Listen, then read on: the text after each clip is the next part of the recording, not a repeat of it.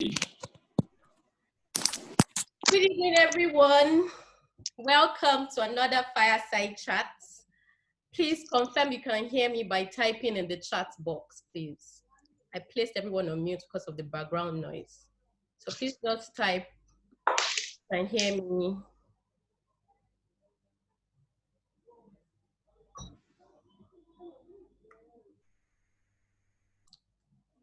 Great, thank you very much. Thank you, everyone. Thank you. So welcome.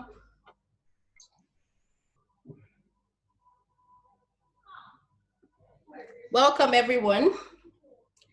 It's great to have us here on Independence. Oh, sorry, it's not Independence Day, Democracy Day, but great to have everyone here. Great to, and I mean, today, for the first time, we're having it on a weekday, public holiday. For the first time, I'm not hosting alone. I have Obina with me.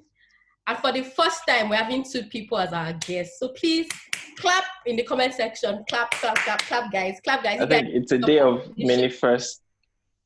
I need your participation. Please clap, clap, clap. Thank you for joining. Thank you, everyone, for joining.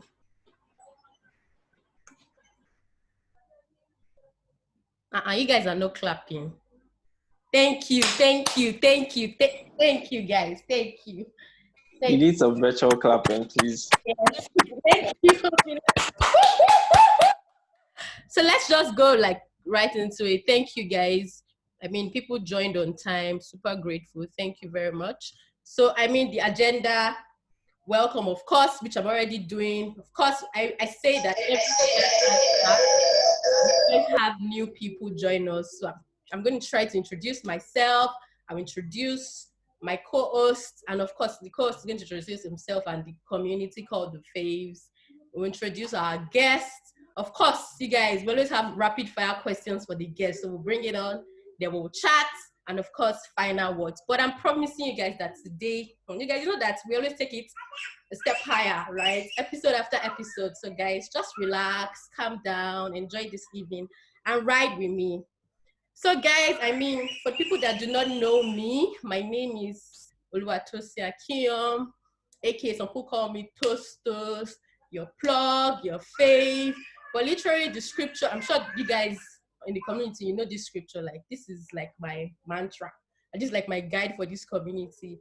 Don't let anyone look down on you because you're young, but set an example for believers in words, speech, faith, your life in general. So, right, this is it. I work in sales. I also like to ginger young people to put their best foot forward and all that. So you can see Bali there, because this is like a relationship episode, a relationship, we like say relationship marriage series, right? Episode. So I'm going to ask everybody here if there's one place, right? I'm assuming most of us here want to get married, but even if there's one place that you like to go on a holiday or honeymoon with your partner, please type it in the chat box. Mine is Bali. I mean, everybody that knows me knows that I'm always screaming Bali, Bali, Bali, Bali, Bali. So if your own is Nigeria, please type. If it is Oshogbo, wherever it is, just type. Yoma says Malta. She, Ima, Santorini. Nice. Please, guys, type, man. Let's get this going. You don't know, speak it into the atmosphere. Venice, right? Amazing, Patricia. Who else? Besides the Shogo, I mean, you never can tell. Shogo is really peaceful. So, right? So, where else do we want to go to? Necker Highland. Never heard of this place before. Amazing. Guys, don't be shy. Type where you want to go to. Paris. Nice. Where else? Maldives, Paris. It's like we'll have excursion. We'll go to Paris in this community. Nice. Hobina, hi. I can see you. Paris. Nice. Guys, keep it coming. You never can tell who will bless you on this call. Bahamas. Amazing. I'm still expecting some people to drop. Just if someone wants to go to Sambisa. Amazing. That's the best. Oh my God. All the best, man. All the best. But right, guys. So right upon now, Obina, up over to you. Introduce yourself and. All right. I hope everyone can see me. Tosin, am I still visible? Yes, I can see you and I can hear you. Oh, great. So my name is Obina. Tosin calls me the Obi. and she's the one that gave me that name, and I think it just stuck one way or another. So I work in sales. I'm a very simple person. I like to say that about myself, and I think that's how life really should be, because it's in that simplicity that you really find like the essence of life. Yeah, I'm trying to drop some gems. So I'm a writer. I write for fun. I also I'm also a creative person. I used to model in the past, not anymore. And but for now, I'm more just into sales, and I have a knack for communications. So this is one of my first gigs. So thanks to Sid for giving me your hosting gig. I will also write that in my history. Tosin was my first employer, even if this is pro bono. So the Faves really, the Faves is a community. That's the first thing I would like to point out. I think it's a community that supports, a community that that lifts up. So Tosin started this community with young people. The goal is, to drive ourselves basically. Every other time we have chats like this, where we bring in young people who are doing things, who are able to still stand out in whatever sector that they are in, and that's one thing we want ourselves to really to really drive ourselves in basically. So thanks a lot, Tosin, for this opportunity. I'm hoping we're going to have a very interactive and fun fireside chat today. We'll be having an amazing couple who have been able to really show us what love can be and what love is. So Tosin, take it away. Introduce our amazing guest, please. All right. Thank you, Obin. I'm trying to unmute our guests. I don't know if... Please, Jumoke, Okay, great. Hi. Hi. Thank you for joining. I hope they're using the same phone or the same device. Yes, they are. Yeah. All right, that would be nice. Okay, so guys, it's time. Gang. You guys, let me tell you a story. You know that I always tell you guys background gist whenever I bring guests here, because you guys are employing me. Like, I stalk people and I discover amazing people, right? Don't worry, as you're watching, yeah, I'm sure you'll be like, Tosin did well. So I actually know Jumoke from my main slayers is a page I run on Instagram for Nigerian fashion brands. And I don't even know how I came across Jumoke. I just followed that. I realized that that was before she got married, right? I was like, hey, how is this young girl just living the dream, doing what I want to do? Jumoke does a lot for Nigerian fashion. She hosts like a runway thing for Nigerian fashion. She has questions. She has styled you guys. She's a stylist. And it's not just Okoto stylist. So you guys know Okoto now, this group. She has styled like top Nigerian brands, Lagos Fashion Week, GTB Fashion Week, and I'm like, oh wow. Then I saw that she was getting married, and I'm like, hey, now wow, this guy is not young, like he's getting married. I know you just saw that you just stalk some people, interested in some people's life, and you see that after marriage they are still glowing, they're still shining, and you're like, oh right, maybe this marriage thing is not really a bad idea, right? And like when I was thinking about the marriage episode, Jumoke kept on coming to my mind. I was like, you don't know Jumoke. You don't know who she is. Like, you're not close like that. But I just said, guys, it's not like all the other people. I knew them personally, but like, let me just talk to her. And she agreed, right? So, yeah. So, guys, please, let's all clap for our host, the Shotonwas. Clap. So, welcome, guys. Can you hear my clap? Yes, I can. Welcome. Thank you very much for agreeing to do this. Can you hear me? Yes, we can. Thank you so much, Tosin. Hi. Can you all see us? We can see them, guys. Nobody should shout God when in this. I was about to, honestly. God at the right time, right? I'm like, this marriage glow is an actual thing. Over to you. All right, great. So we're jumping right into it, but just before we do, I know they have so much to share with us, so much of their love story to share with us. So we're going to be doing a quick game just to loosen up and get everyone in good spirits, basically. And if you have any questions, any fun questions for them, just listen to the questions I'm going to be asking them. Rapid fire questions. So all you have to do, you have your answer. She has her answer. you just point to the person, Love you. you know. Hello? Please, can we go on mute if we're not speaking? I heard love you, bless you. Amen. I love you too. Anyways, so I'll basically be asking rapid fire questions. So, for example, if I say who is the finest person, and you think you're the one, so you point to yourself like this with the other hand. And if you think it's the other person, you know, you point to the other person with your right or left hand. So my first question, are you guys ready? Very fast. Yeah. Don't look at each other. All right. So first question, who wakes up the earliest in the house? Okay, nice. I can explain. No explanations. Entrepreneur is a career person, but he wakes up earlier. I still wake up early anyway, so. Yeah. So who tells the best jokes in the house? Okay. Everyone thinks he's a comedian. Yeah. So who is the most junk? Well, Okay. Yeah, you do. Are you in denial? Well, sort of. Nice. So who said I love you first? It's always a thing. Now, wow. Okay. I didn't know. Okay. Own it, bro. You're the lover boy. So that takes me to my next question. Hello, guys. Can you still hear me? Yes, I can. Yeah. Okay, great. So next question. Who is more likely to apologize first after a disagreement? Okay. Yeah. Nice. Okay, I think you'll probably be the answer to the question anyway. Who is more romantic? You already seem like the one.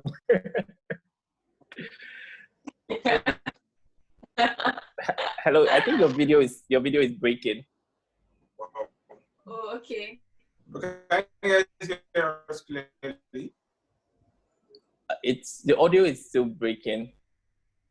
Okay, so Lagos Let me Network. see. Lagos Network. Yeah, Lagos Network. Cool. But okay, I can hear you better now. It's clear now. Okay, so next Are you question. serious? Yeah, I can, but you're not moving, actually. Is it the same with you, Tosin? Okay, now you're moving. Okay, good. Yeah, so next question. Who is more of the phone person? Who presses their phone like almost every time? She's laughing already. Don't say Yeah. Question. All right, so nice. Next question. Who is the better dancer amongst both of you? I didn't watch the wedding video, but I know let's leave that first. I feel like I know the better dance. So Don't she's not answer. try. I think it's Ladi. Yeah, he's better. I was going to. Dance group. Oh, nice. All right, so last question. Do I have any questions from the audience? Let me see. Guys, ask your If questions. I can see any. Ask them. Guys, send in your questions. So I have another question. Who is more likely to go skydiving? Anyway, skydiving. Who's more adventurous? Maybe. Yeah. Neither More of you. adventurous. Oh, okay. Well, also, but What's he's the most? more good towards that than I'm still going to do that one day, actually. Yeah. So what's the most adventurous thing you guys have done as a couple? Like crazy adrenaline pumping thing? Man, What's that? I don't know. But I'm not that adventurous, actually. Yeah, I'm not so adventurous. Who spends more money?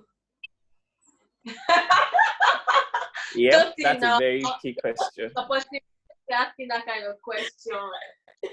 On it. On it. Ulu. Nice. Okay, guys. All right, guys. So we'll be jumping right into the chat, and so basically, we want no bars. Just tell us. No. This is a free space, open space. We want to really learn. How young people love and how we can really keep that the strength in marriage. Even after time, there's times where we see a lot of couples who just jump into it, not for the right reasons. So it's important that this is a very timely session for us. So I'll just be asking some questions. We already have them displayed. Okay. So the first question I'll be asking is how did you guys meet? How and when? Okay, so let me take it. Babe, you want to answer first? No, answer first. All right, so myself and Jumoke had always known each other from school.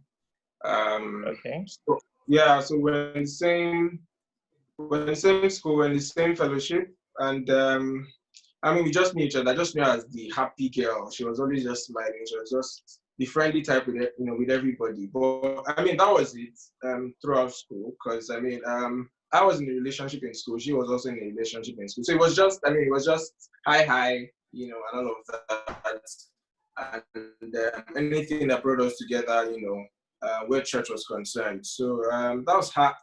So we've known for almost 11 years there, but I've known her for as long as that time. So that's how we knew. But then, like I said, there was nothing. And by 2015, thereabouts, so we used to chat once in a while. So I remember that 2013, so we just used to chat once in a while. That was just a relationship. Just like, you chat with any other person that you just know in church, or, and that was it, And 2015, so there's this end of the year retreat that, myself and friends usually hold together. So it was my dancing group, actually, and then we just call a couple of friends together, and then we have a retreat for like 3 days, and then into the new year, and then everybody just moves from there. So that was when. So I remember 2015. I'm not sure she had come for any other one before then, but that was when she came for that the first one. And so I think I actually even followed up on her. You can follow. After she passed, I'll continue. Okay, let her continue from here. Okay, so like he said, we know from school. He was that guy that I knew in church, in campus fellowship. He had a girlfriend. Him and the girl, they were everywhere. But I also had my own boyfriend. But he was not in our church. Just every once in a while, when he went for his master's, I think the time I checked up for you. Yeah. When I was in school, I used to send there's something I used to do when I was a student for my fashion tips. Every Friday, I send tips to my BBM contact. Then, when BlackBerry was still raining, so I send tips, just little tips here and there every Friday to my contact. And one day, he was on my contact. So one day he buzzed me. I think I used to reply to this chat. What the? Because the one that you replied that one of the guys. Yeah. So there's one you replied. Joke around there.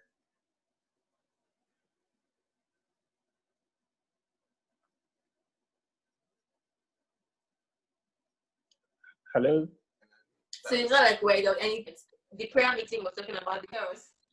Hi guys, can you guys still hear? Sorry. Yeah, we can. All right. We just lost you for a second. There was a prayer meeting that I was invited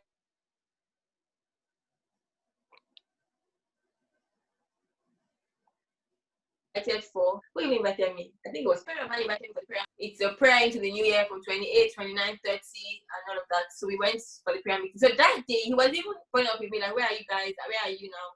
We used to have it around Canaan land. We used to have it in Canaan land. So I was on my way to Canaan land. He was pointing up with me, where are you now? You almost close. There's traffic here and there. Just normal chats here and there. So we went for the prayer meeting. So in 2015, I had come up a relationship. I'd come up with a relationship that I was even proposed to. You know, and I was in a relationship, like just 3 relationships before 3 now. 3 relationships before that 2015. So I was a bit tired of, I'm like, I was already getting tired of being in a relationship and breaking up. Because my parents knew all of these guys. Because I'm, like he said, I'm the very jovial, very friendly. I'm not the coded kind of person, right? So my parents knew these guys, and I already get tired. And my parents will not be the one guy who break up, and that guy will break up, So I was like, you know what? So that prayer meeting, I was like, I'm going to seek God's face, that kind of thing. So the last day of the prayer meeting, we prayed for marriages, we prayed for relationships, we prayed for destiny partners and all of that. And I remember so vividly that night, it was a video. I prayed like my life depended on it, because I was like, I wanted to marry right. One of the things that I was always scared about from school, what I've always heard messages and sermons about getting married to the right person, and how if you get married to the right person, your destiny is at stake. If you don't get married to the right person, they can marry you, or they can break you, they can make you, my husband get married to the right person. I never wanted to get it wrong in marriage, right? So that night we prayed, and I remember I knelt down, I cried.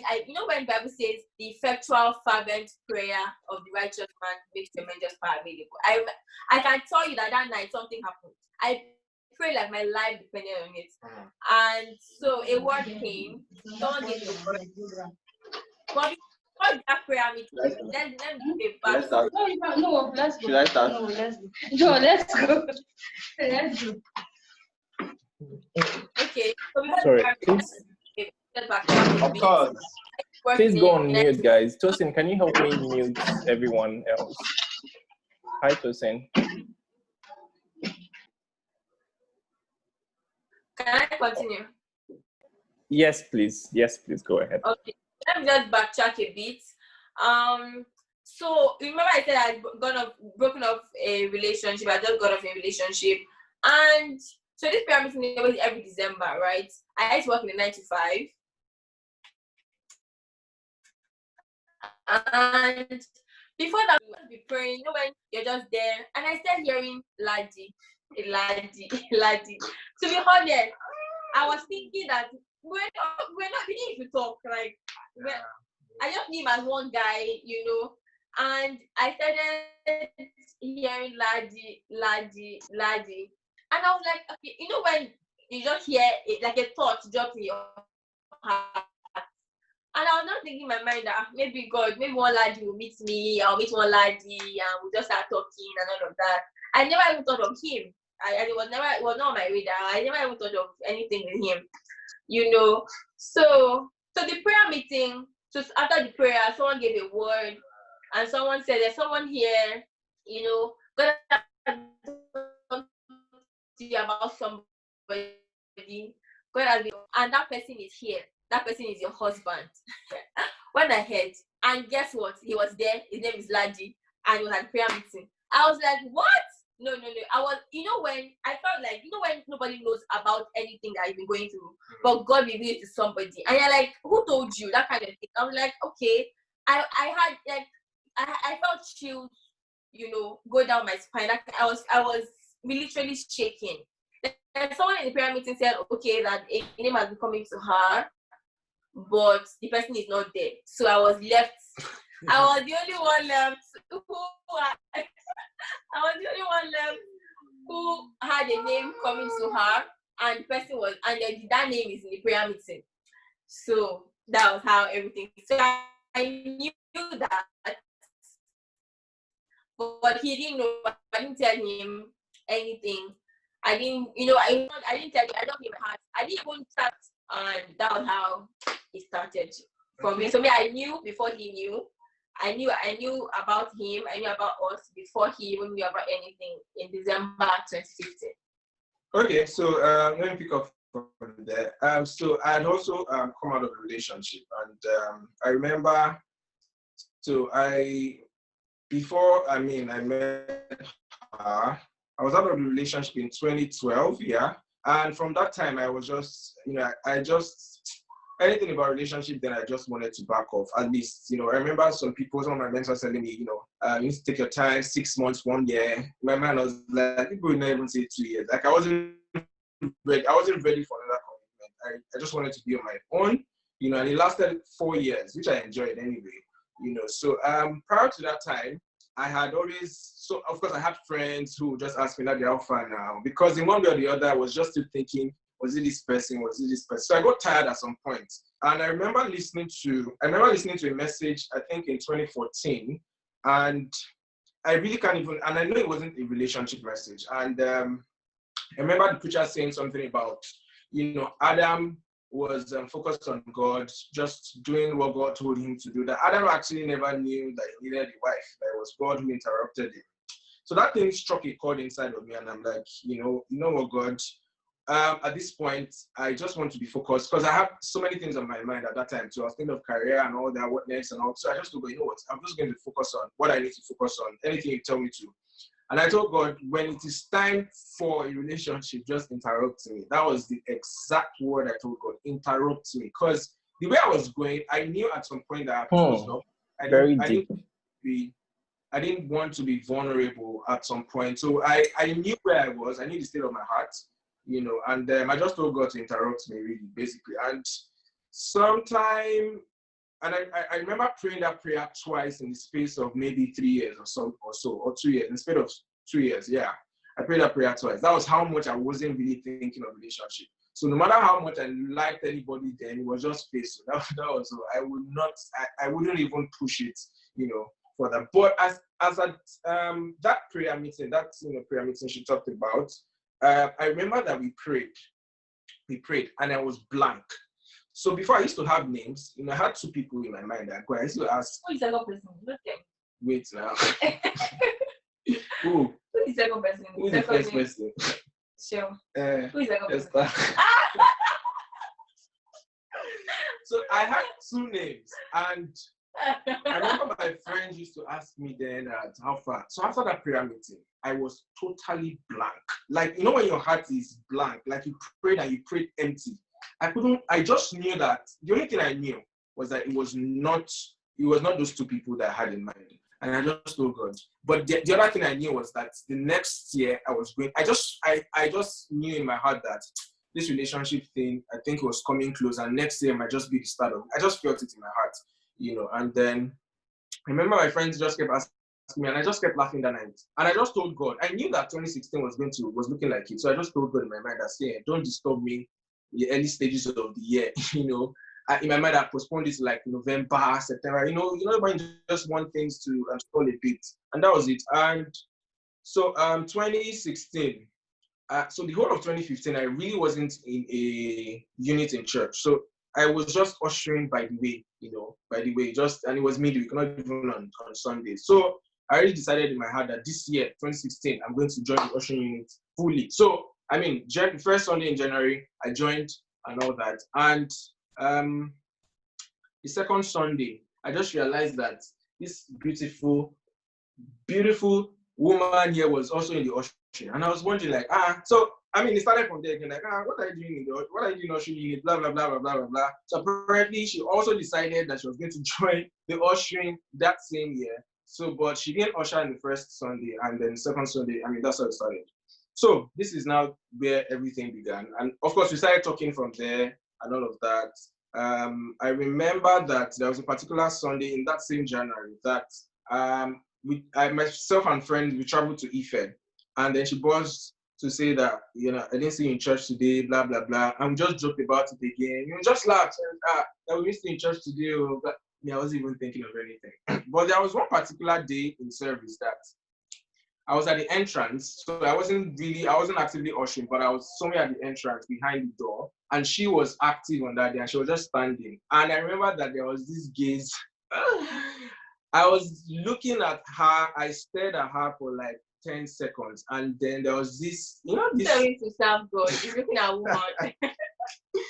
This small voice, that thing you just hear inside you, that still small voice. And it was a question, It was very, very strange.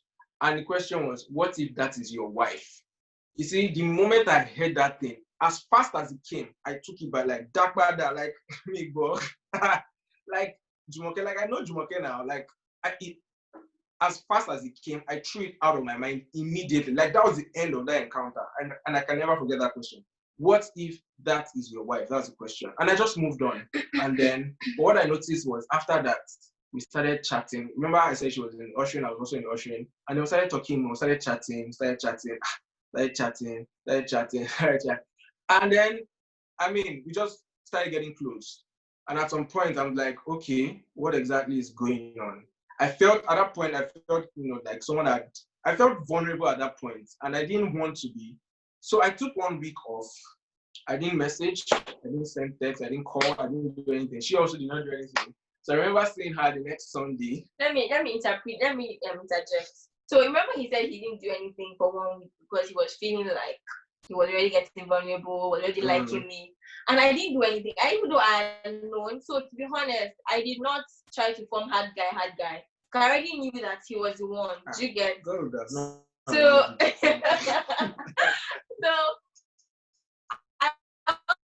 I didn't do too much sakara, to be honest, because I already was saying for a little to church. But that week when he didn't message or do anything, I also did not, because guess what?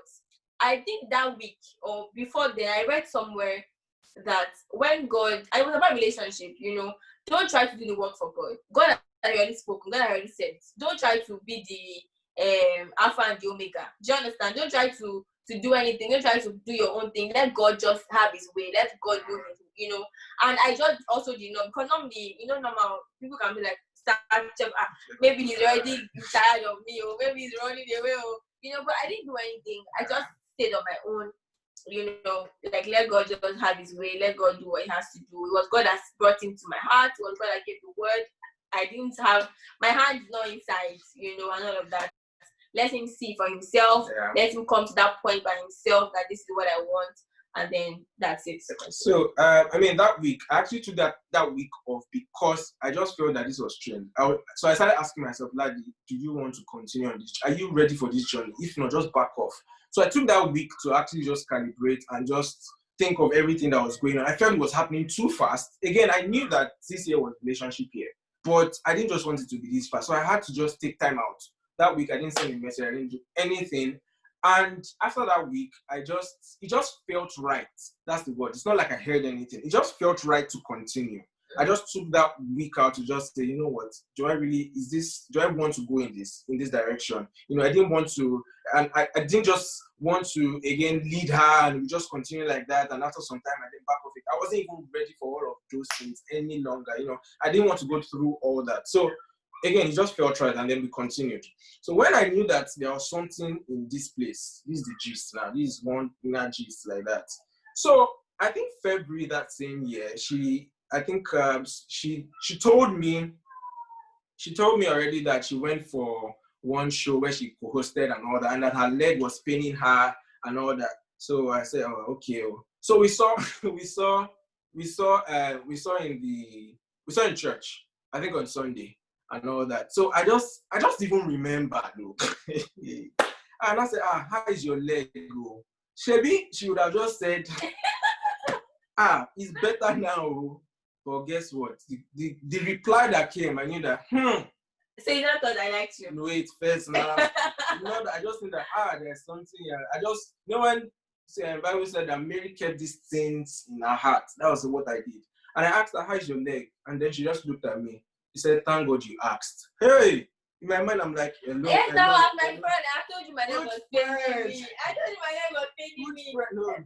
So, guys, you can hear me. So, I just took that as a clue, like, okay. I just read it that, okay, I just kept it in my heart. And I just continued like that. And then we just kept on talking. So, at some point, I knew that I very actively about it. That's the truth. So at some point, I just said, you know what, this thing is getting, I think that was like April or March, and I just want to pray. I just want to pray. I remember that day when I was praying, I was actually laughing. As I was calling her name, I was laughing. I was laughing. So I went to prayer just to clarify everything. That wasn't just emotions. Wasn't that I was going with the flow and all of that. So I mean, after that prayer, it still felt good. Again, I didn't hear one thing from God, but my heart was just at rest that this was a good thing. There was I didn't feel any struggle in my heart and all of those things, and all that. And that's how it went on until I don't know. So I don't know if we should discuss that other part about. That's another big part of our story, I think. Our genotype. So I mean, we continued talking, and then we just became friends and just kept bonding, kept talking, and all that. Ask her questions, and of course, I knew I liked her. She also liked me. Even though I did not say it on time because I was just waiting. In my mind, I was like, God, tell me. Stalling. I said, God, I don't want to go. I truly, I wasn't ready to pour out that same way again if I wasn't sure. So I was very cautious. But eventually I told her that, I liked her and all that. He told me he liked me. I'll always remember on the 22nd of August, 2016. And I remember I wrote it in my journal and I said, Lade told me he likes me on the 22nd of August 2016. So, a month to my birthday is September 22nd. I wrote it there, a month to my birthday. Continue. So there's something I didn't say that, anytime I hear that story of like God was actually mentioning my name, it usually makes me feel special. Like God was actually screaming my name in her heart, like Lade. I'm like, wow. God had to, because where I was, he had to. And so, I mean, that was it. We just continued talking. And then we just got close. We were friends. And then we found out, babe, should we talk about that? Because I feel like that's another long story. But basically, what happened was that, so I'll just say briefly, what happened was that at some point in time, we found out that we had the same genotype. We were both ES. And it was like they poured cold water on my head from top to down. So all my life, I had always thought that I was AA. I never checked. I just used to ask my mom, and then she was like, so I just took it like I'm AA. And I remember in a service one day, someone was giving a testimony that genotype changed from AS to AA and all this. So I just asked her by the way, that what's your genotype? And she said AS. So in my mind, I'm like, I mean, I have us covered and all that. So I just decided, let me even do this thing for sake of, let it be official. Let it not be like, okay, I see a question. Okay, maybe we could take that once we're done. All right, so we found out. I went to do the test. I was AS, and it just looked like everything was crumbling. I remember that day. It was a long day for me. It was a very long day. But I mean, at some point, she had already put up on her DM, then on her BBM status. She had put so I can't even remember. But what I know is that this is the end. That was what it connoted. And in my mind, I'm like, oh my God. So I was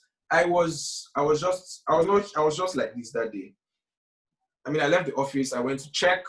And for the first 3 hours when I went back to the office, I wasn't myself. I mean, my colleagues didn't know, but I was just. But I mean, that night, my heart was silent. I couldn't pray. It was just questioning. I was just questioning my heart, and I just told God, like, look, man, did I miss it somewhere? That was just. I was just so many questions in my heart, and I was just asking God, if I missed it, just tell me now. Let me pack my load. Let me not stress. Of course, it was going to be hard, but I wasn't ready to go for that, and then I'll see that, this wasn't it and all that. But God didn't say anything. My heart was just silent. But one thing I knew that overnight, I had so many questions, but there was just this still part in my heart. And then by the time I woke up the next morning, I was fine. And I decided to give her a call, And then, I mean, the other day, the previous day, when I got... I think. I can't remember. I think so. But I remember that when I called her the next morning, she was fine. She was better. It sounded as though nothing was wrong. The previous day, her voice was so down. I was like, okay. I just felt like that was the end, And but we were fine, and we didn't talk about it in like 2 or 3 weeks later. So let me just do something here, and I think this story is like one of the major crux of our relationship. Yeah. You just connote that the hand of God is on this, that God is here. So that day when he told me about his genotype, because I've always known about AS, my mom had always told me, I'd always known. And when he told me it was AS as well, I remember I was back from work, I was in my room that day, and I remember so much that I cried. No, I think he told me when I was still at the office. Yeah. Yeah, he told me. So when I got home, I cried. And my pillow was filled with tears. Like, God, I said, telling God that scripture. You know, when we have to take God's word back to Him. The Bible says He honors His word more than His name. You know, and I told him that I was like, I just started talking about that scripture that says, the blessing of the Lord maketh rich and adds no sorrow. I'm like, okay, if you told me about this person, if you brought his name to my heart, I was never thinking about him. I didn't even know anything about him. The word came, and your scripture says, the blessing of the Lord maketh rich and adds no. So why is there sorrow here? Why are we the same genotype? Why are we this? I was asking questions that night. But that's one thing about believers, or if you're not a believer here, you need to get a sure word from God. That is when tribulations come, when things come like this. It's the word from God. It's the word God has given you. It's the peace in your heart that you feel that, okay, this is the peace of God that will sustain you, that will keep you. Because if not, things will come. But if we were not sure that it was God, or we just felt like, let's see how it goes, we just have feeling for each other, everything would have been down the drain by now. I mean, I think that was at that point. I think that was the only thing holding me. That I knew that it was that fact that it was God. If there was nothing else, trust me, we would have cut it off. Yeah. At that point. Same here. So that was the only thing. Honestly, from that point on, that was the only thing that was holding us, because I mean, of course, I heard so many stories. I wasn't ready to start thinking of SS and all of those things. The only thing that was holding me at that point was that I knew that this was God. Yeah. And we spoke about it, and we talked about it eventually, and then we said this is what we wanted. And then we asked ourselves, is this what we want? Are we ready to continue? What do we want? What do we want God to do? And we just knew that we started believing God, we started signing the faith. We wrote up confessions together. We used to confess that, as often as we could. We just did that over time, kept praying. And we just prayed together during the whole time of relationship, kept confessing. And that was a major part of our confessions, during that time. And all I can tell you is that first year, nothing changed. But a few weeks to introduction, because we checked just once in 2017, and then we left it, and then just moved on with life. So at that point, we were ready to go into marriage with this state. But it was two things. It's either God changes it, or no SS child comes out. Yeah. That was it. And we're gone in fully. But we checked in 2017 once, nothing hatched. Then we also checked in 2018 for the second time. So I checked mine first, and it was still the same. And then by the time she checked her, hers had changed. That's the only thing that I can say. That before introduction, it was just like a week or two before introduction. The whole thing changed, and here we are, right now. So I know we're taking a lot of time talking about how we met. That was really, really intense, and I honestly appreciate you guys for the bravery, to share your story and just really connect with everyone. So thanks so much. I'm sure a lot of people have tons of questions. So, but I would just like to also ask. I know for Jumoke, right? You already sort of had that certainty that, okay, this was the person, this was the person for you. But then for Ladi, you were not really there yet, and I like the fact that you sort of allowed him fall. You didn't particularly tell him, oh, I know God has a revelation that, okay, you're meant to be mine, which is what some guys would have done. Like, okay, yeah, I see you, bro. I see you, sis. You're meant to be my wife. Let's get this on. So I like the fact that there was a journey, and I also like the fact that you both had come from somewhere. Jumoke had come from some relationships that didn't really work out. You had also come from a long-term relationship. So for Ladi, as a guy, right? Okay. I'm going to ask from the guy's perspective. So when we're young, right? How did you know that you were ready? Beyond the fact that you really liked Jumoke, and you had gotten there, but how did you know that you were ready to take the next step with her? Marriage or relationship? Well, let's start with relationship first. Yeah. Okay. Okay. How did I know I was ready? Oh, so again, remember I said that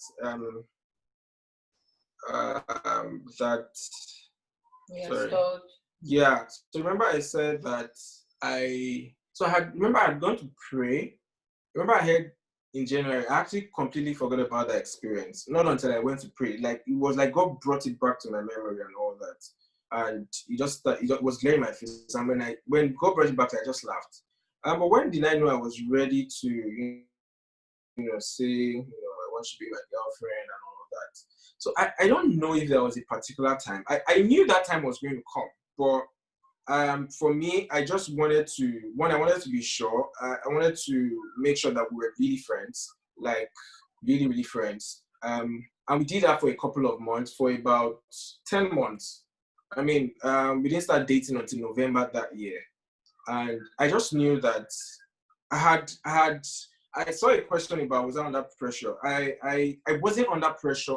I didn't allow what anybody said, as we were, to make me jump in to say, okay, I wasn't in a hurry. That's the truth. I actually wasn't in a hurry to say, to get into a relationship because, of course, I had taken cues from previous ones, experiences and all that. So I was watching out for some things. Okay, one was friendship. I just wanted to be sure that that she was somebody I was comfortable with and all that. So apart from the fact that I knew that year it was going to happen. I mean, those were the other things I was looking out for. I was looking out for friendship. I was looking out for same values and all that. So when I even asked her out, here's the thing. I actually just woke up one day and I decided the date. I never knew what that date stood for. I never knew whether it was a Monday or not.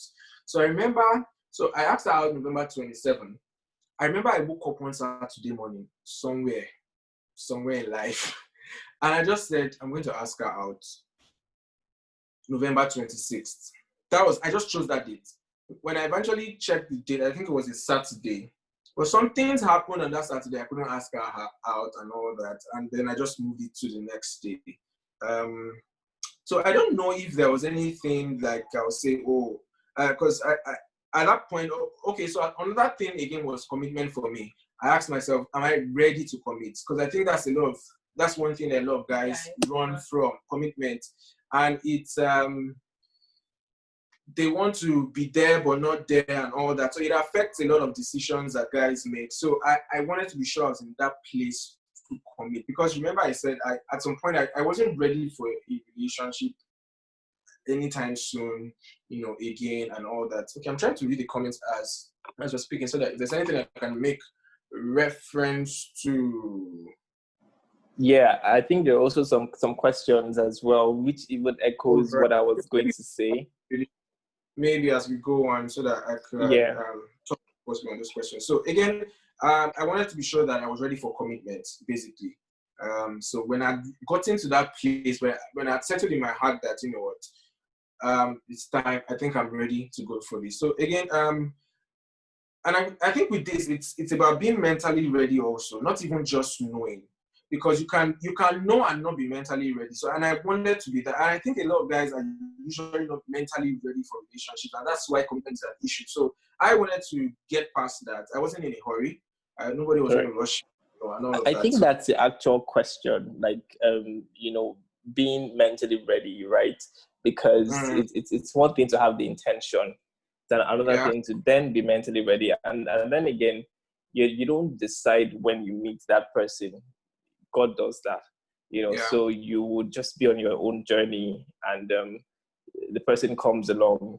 So it's important that we are able to really listen. And that's one thing that stood out for me in your story.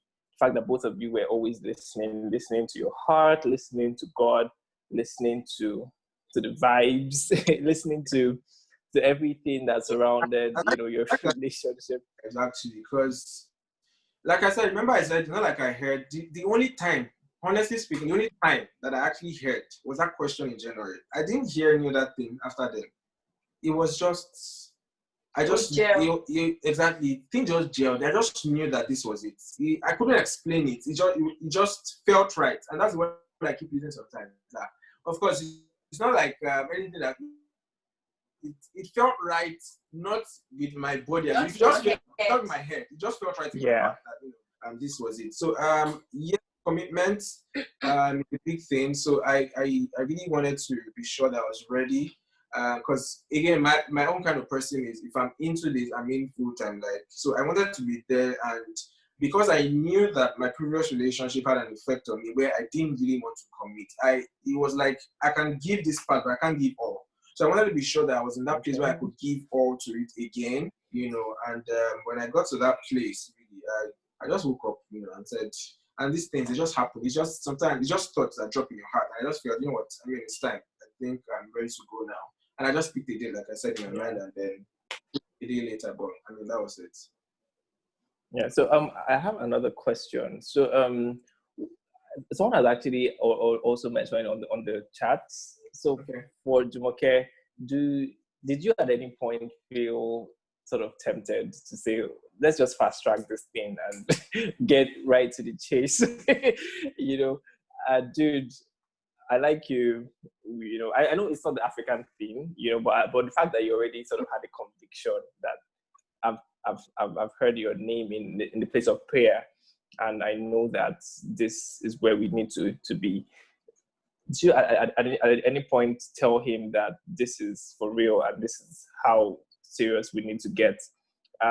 Also, when you had the setback, or rather, the little issue, about the genotype, did you at any point still bring that up to sort of encourage him to, let's say, stick around, or just be there? The fact that you were sure that God had told you this, and even in the place of prayer, you were still very encouraged that what God has said He will do, He will definitely do.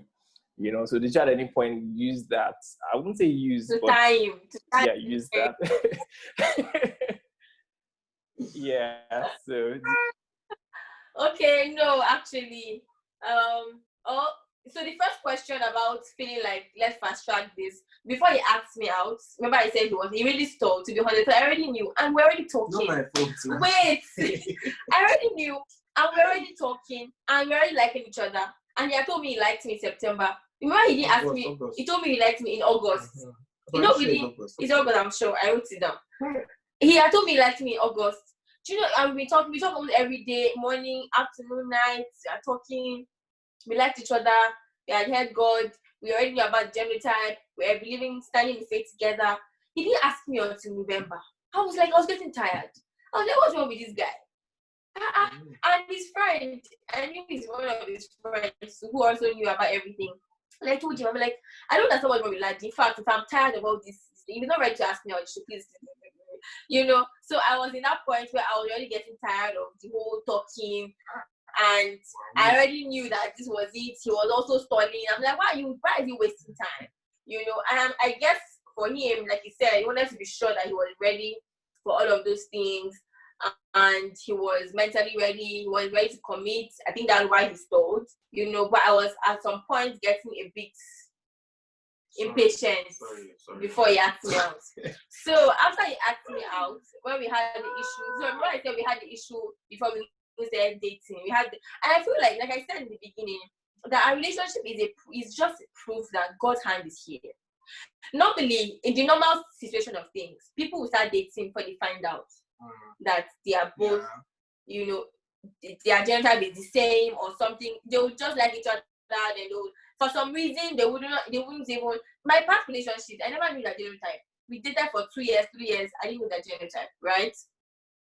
But this is just proof that God's hand is here. I just see it as this one is purely orchestrated by God. We were just talking normally. We're in church, someone gave a testimony. He just asked me, what's the genotype? I told him. We are not even started dating. We are not even told me. We're just normal friends. And he went to check, I told him about AS. He went to now check. So it was AS, told me. And then we just, so it just, when it happened, I wasn't, to be honest, the first day I heard, it's normal, you're human. You feel some sort of pain or, you know, I You're felt crying sad. now. I cried. Of course, I cried. I'm like, God, I was like, God, you know, why will you do this to me? I'm your daughter. You know, I felt really pained that day. But I mean, after I just, you know, there's something about basking in God.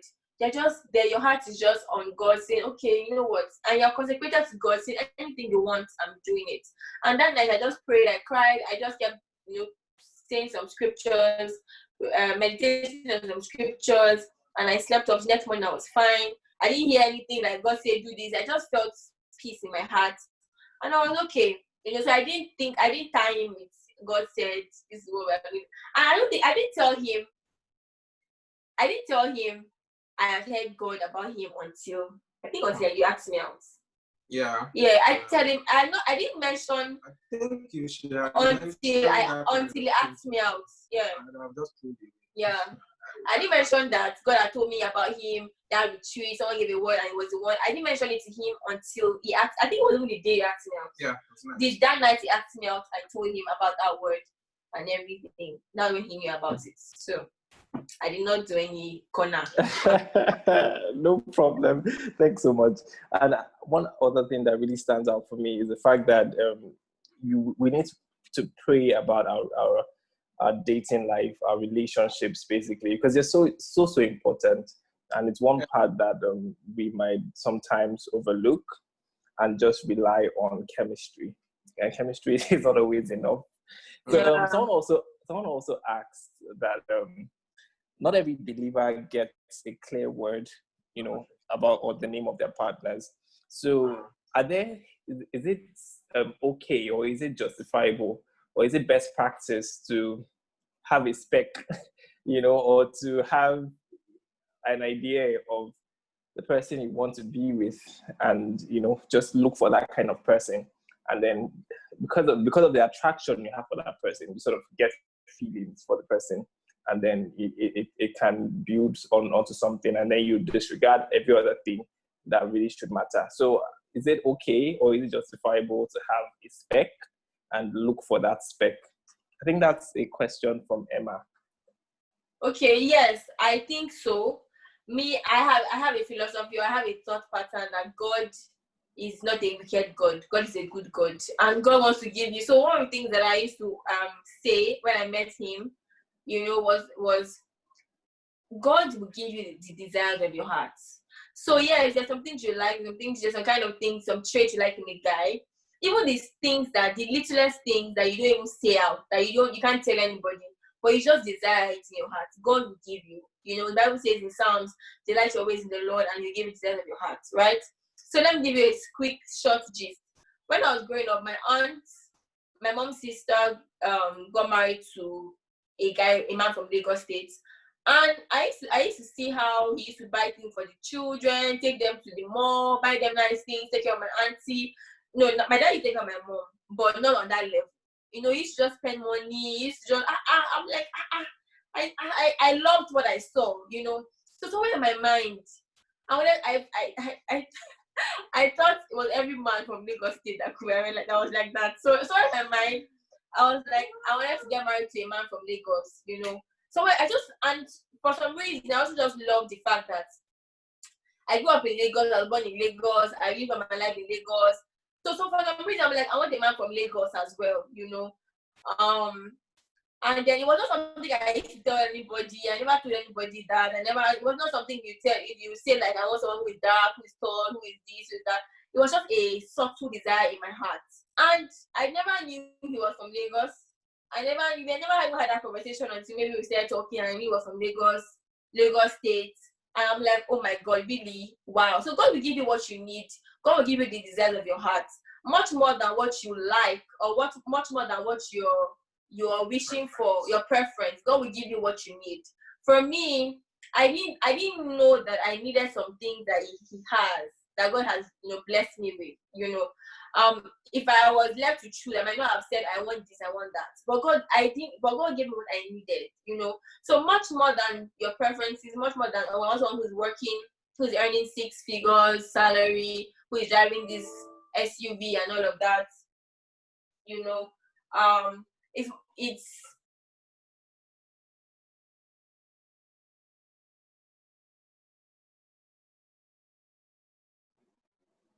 Hello, Jocelyn, can you hear me? Desires Okay. of your heart that God will give you, right? And He will give you the desire. Have preference to get God will give you the desires of your heart. Can you guys still hear? Yeah, we can. I can. We lost you for a second, but Okay, now sorry. it's back. Okay, All so right. thanks a lot, Jumoke. Hello. Yeah. Yeah. So, what I hear you say is that sometimes what you want might not be what you need. So it's important to always pray that God gives you what you need or who you need. Nepa, what's happening? Sorry. God gives you who you need, not necessarily who you want. So thanks so much for that. So we'll go to the next question. So you literally haven't told us any story of your dates, the numerous dates you would have had before you got married. so let's press pause and slow rewind to the dates you had. So tell us, how was dating for you guys, especially in these modern times where there's social media, there's so much distraction, in the world. How was dating for you? Either of you, both of you. So you start, ladies first. Jumoke, do you mind? Okay. How was dating? Okay, Ladi chose to jump in. All right. I think it was fine. I think that it was fine, and I think during that period there were just a lot of things to learn, basically. Chief of which was communication. But let me ask: is that the real question, or just wanted to?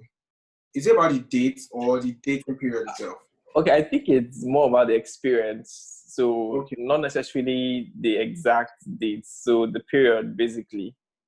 Okay. Were there like significant challenges or things that just?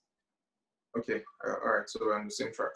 So again, I think what I want to even stress the most is communication, because and I think that was the major challenge that we had during courtship, and of course it's not even one. Courtship. Wow. Yeah. Well, courtship takes like same time. Right. So that was the major thing. She's the open one. She's the one that can talk about anything. I'm the reserved one. I'm the summarized one. Exactly. I love something. I love to go straight to the point. I don't like too much, even though I know I like to talk. So the only time I get to be in that position is when I'm really, really like in my element. I'm talking about something I'm really passionate about. But on a normal day, let's just tell me, summarize the whole thing. But she wants every single detail. It became an issue because I used to think to myself that are there people like this? Like, you just, to the tiniest detail like this, she wants to hear every single thing. And I wasn't like that. I mean, my background did not help me, about that. So it was a struggle. It was something that always brought friction. I had to learn how to start saying some things. So the way I am sometimes, if I just think in my head, is it necessary or not? I chunk out a lot of stuff that I just feel that are not necessary, and I just give you what I think you need to hear. So I brought that in also, and it was problem, it was friction. She would mention it would happen again, and all that. So it was one major area that we had a challenge in. I mean, it took a conscious effort to understand how she wants to be communicated to.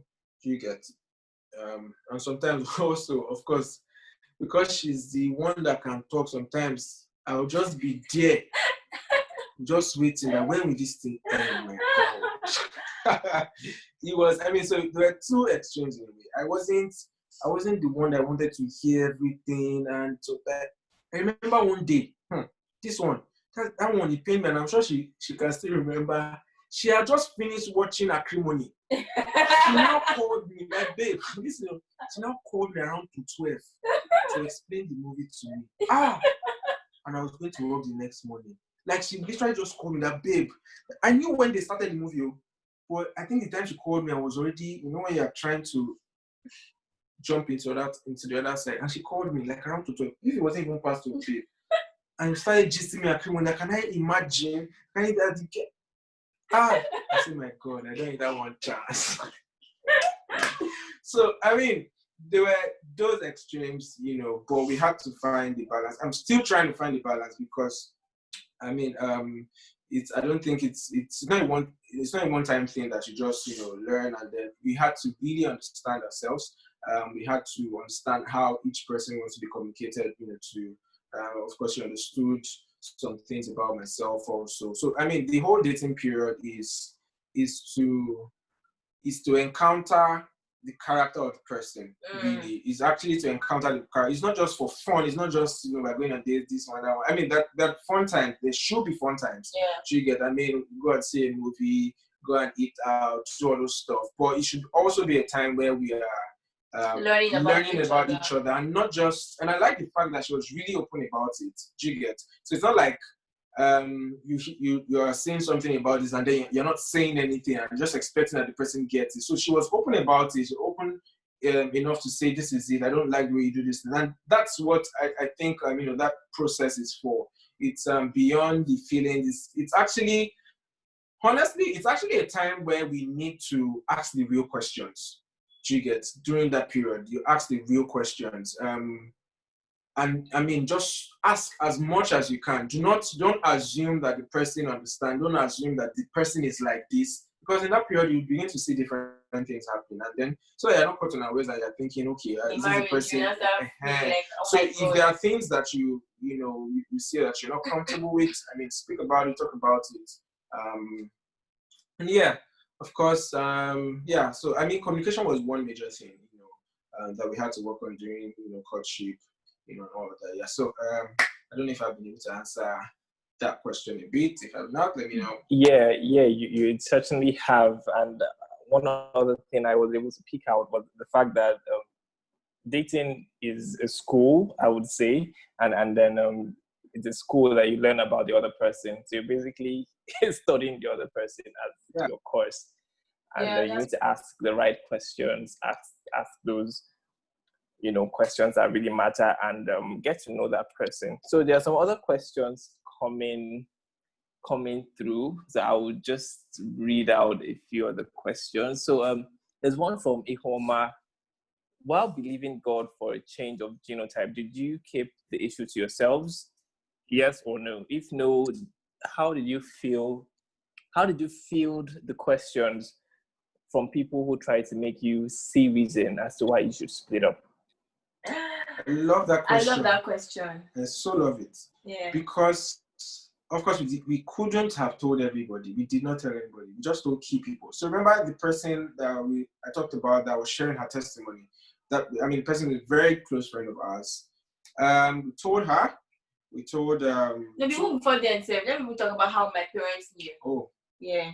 So I didn't want to tell my parents because I spoke to someone that was Kiss. Yeah. And he had told me not to tell my parents. But my mom, my lovely mother, very interesting woman. So one day, and because, you know, and oh Lord. So because I had known all of these things, I was really thinking, I was like, God, you know, so I went home one day. I've always known I'm AS. My mom had always told us, you know, and everything. And I went home one day after work. I went to my mom's room, and I was like, Mommy, what's my genotype again? Mommy looks at me and says, you're AS now. Why are you asking? I said, no, I just want to know. So when I asked that question, she already started putting one and two together. You know? So that was how she found out, and then she asked me, and then I told her that yes, he's AS. So my mom was so worried. She told my dad, my mom and my dad, they're like this. My mom will know something, my dad must know. So she told my dad, and to be honest, those are the biggest. Remember I said again, I think now that I'm having a conversation, I'm beginning to see how God's hand is in this. Because you know your parents are like one of the major people, influencers for your wedding or your marriage, for example. And my dad and my mom, one day called me, and then they sat me down and started talking to me about, you know, how this one, that one. My dad gave me stories of his bosses at work, some other people he knew at work that had their children got married to this and their children, you know, they're always going to all those things. And I just, when they kept telling me, I just kept telling my mom and my dad, Daddy, Mommy, don't worry. Daddy, Mommy, don't worry. God is in this, don't worry, don't worry. So I kept telling them, don't worry, don't worry. Because I already had a peace in my heart. I already had the word from God, you know. So I just kept telling them, don't worry. My mom, it was after I got married that I found out my mom called my friends to tell them to talk to me. That I'm going to do something that is this one, that one, you know, and all of that, you know. So, but I mean, we told my parents knew about it. After a while, his mom knew about it. So of course, I told Popsy also. So I also told my mom. I knew that she would be calm about it, and I remember I think I told her. Then we went to see her together in the office. So I told her about it, and she was like, okay. She didn't fuss about it, and she just said she was going to be praying. So I knew that on my own end, it wasn't going to be a problem. I knew my mom was okay. This is because in a way they have come to trust, you know, my decisions and all that. So she just said we're going to be praying about it. That she just joined me in prayer. I just told her direct that, see, this is just what I want for you. Just stand in faith with us and all that. So after a while, I didn't want to tell Popsy because remember I was calculating that this man, you can just. So I finally did, and I just told him about it. And at that point, I was like, oh my God, I shouldn't have even mentioned it. And he said, and I told him that we are both AS or something. I said, hey, which one is that one? So I had to explain to him. Of course, he knew about SS and all that. I was like, okay. We said, so I hope nothing. So he just sounded as though he was just, so he didn't really take it. He didn't see it as anything and all that. Yeah. So apart from our parents, of course, we are two close friends, and they were not more very than close, very close friends. The person that shared her testimony, and then two of our close friends right now who are also married. So he was in that space. That was all. Nobody else knew about it. Nobody. I'm not even sure if anybody from. Yeah, our pastors didn't even know about it. You were PG. So it was 2018 until we even told some of our. Yeah. So of course one of the friends that we're talking about now is our pastor. Okay. So we kept it there and we just kept believing because of course. And I think I understand where you're coming from with that question, because if it's not something you want to just tell anybody, and because you'll be hearing so many things. So, but we needed to be sure that the people that we're talking to were people of like minds. They were people like us. They were our core guys, our core friends. You know, so and it helped a lot because of course they kept encouraging us, kept praying, of course, standing in faith with us and all that. Our parents, of course, was another thing that we needed to pray about, but I think prayer actually even just settled that one, especially her parents, because I mean, from my own end, there was really nothing to get. So you need people that are like you, not everybody, not all your friends, like for me to say covenant friends, like your core friends, not everybody. There are some people that they didn't hear, and I think there's some of my friends that don't even still know about this story till now, and that's because of course it has gone. But everybody is fine now. But you just need those people that you know that they can stand with you, thick and thin. They're there all the while. Yeah, let me just add that. So for my parents, right? My parents. I remember I kept telling my parents, "Mommy, don't worry, don't worry that God has said this." So my parents they had come to realize that I could hear God. They had come to trust my judgment. I'm the first child, right? So my parents had come to trust my decisions. That's why my mom had to go and tell my friends. No, she didn't really talk to me about a lot of things because she knows that, okay, Jumoke has said God is there, then God is there, right?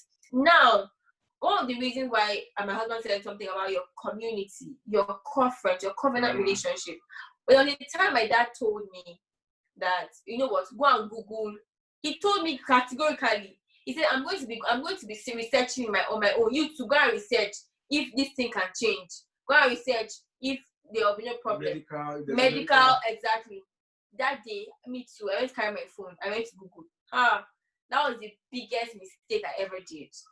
For going to go online, going to Google to check, is it compatible?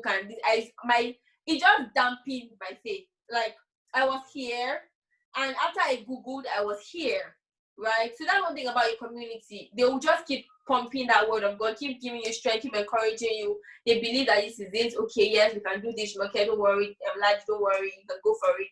And all of it. But if you now talk to everybody And to be honest, genuinely they care for you. Yeah. They genuinely care for you, not because they genuinely want the best for you. So they're like, okay, genuinely telling you that don't do this. But there's much more than your head. There's something called the spirits, right? It supersedes facts. It's the truth. The word of God is truth.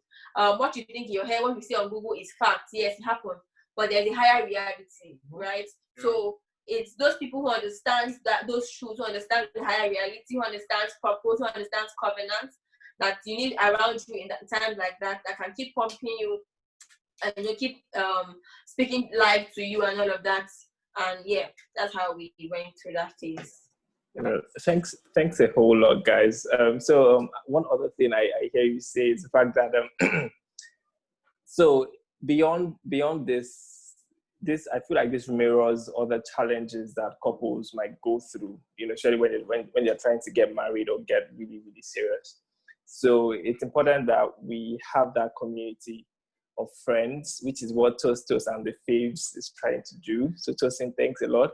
So you have people that are able to encourage you and really just help you stay strong in faith and believe that what God has said he will do, he will definitely do. So I have so many other questions. I think people are really getting into this. And so I would like to ask, are there some habits or some things that Ladi does, Jumoke, that you did not like while you were dating, or that you realized that he now does after you got married? Are there things that you don't like? Okay, like he has mentioned. Don't look at his face, just look away. You can see I'm not even looking at his face. When we got married, it's the communication part, right? I'm laughing because I want to say one other thing that the communication part was a major issue. And I realized that because we had different backgrounds, right? So there are two different people coming together. You're going to have some clashes. I mean, I'm the first child. I grew up with my mom, my dad, with my siblings. We used to have our cousins come to the house, my aunties come to the house, my uncles. So everybody is we are all, together, one big family, that kind of thing, right? But my daddy husband, just him, his mom, his dad, his brother, just nuclear family like that. My own is more extended, So communication was a big issue for us. And I told him that while we're dating, and even now that we're married, we're still work in progress. But I mean, it's a lot better than it was, right? So one thing that I know that he does that I didn't know before I got married was the way he sleeps. So before we got married, during our counseling, our counselor told us that there's some things that we're going to find about our partner that, I was like, I think I knew everything about him. I mean, we never stayed together, but in my mind, she was not like her husband, when they got married, she realized that the way he sleeps, not how people that are there sleep. And they just sleep like this, up. But my own husband, the way my husband sleeps, should I tell you? Say it. I wish I can demonstrate. He sleeps facing and his legs up. He puts his leg up. I can explain that. Do you really want to explain that, Ladi? Wait. When I saw it, I was like, what kind of sleep is this? I will not be trying to, and it's not like he's awake. He has gone. And I'm trying to just push him so that he can put the leg down.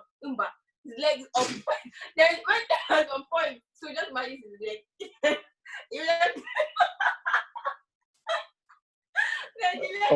Oh my goodness. As in, Tosto said, Paris. Anyway, let me just leave it like that. But I can tell you that position is actually very comfortable for me. Very interesting. People sleep while standing anyway, so I mean. But apart from communication and all that too, I would, since she has brought up my own sleeping. Is that the other part I didn't understand is that sometimes she has a lot of of course, that one is even just fun for me because when I see that, I just laugh. But the one that used to get at me is that you just sleep diagonally, and I'm looking for where exactly am I supposed to sleep now? So sometimes I'll just use and push the thing. But I mean, I'm laughing about it because I mean, when I see it nice, I mean, it's just fun.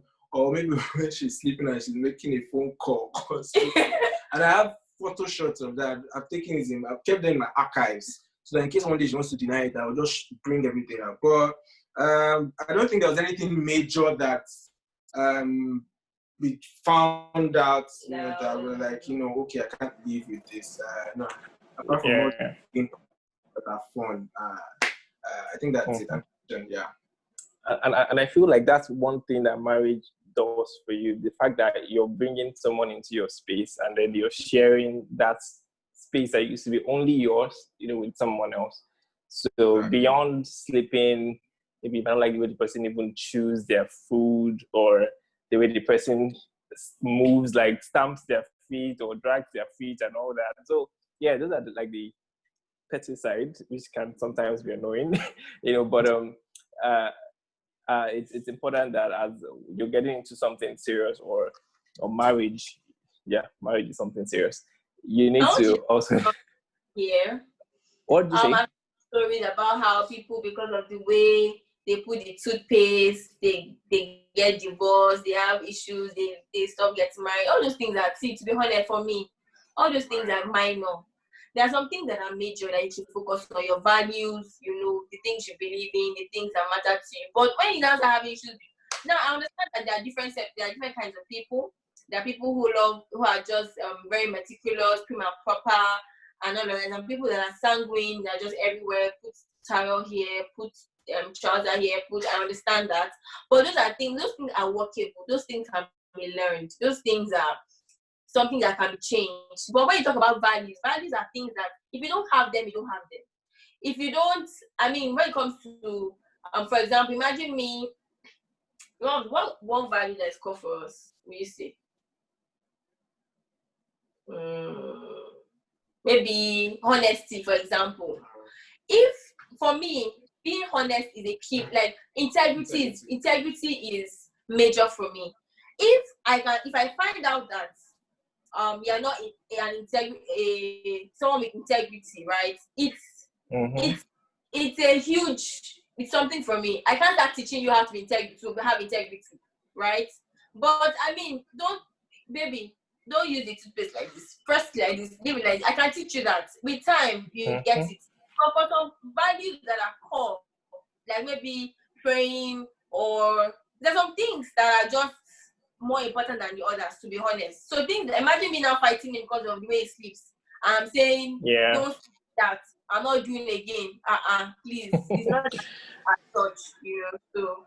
So wait, Jumoke, are you saying that it's okay to compromise on those minor things, and then it's not okay to compromise on those things that matter, such as values? And so how about like finances? Is it okay to compromise on that as well? Is it major or minor? It's major. Okay, so do you compromise on? Can you compromise on that, or do you find a way around it?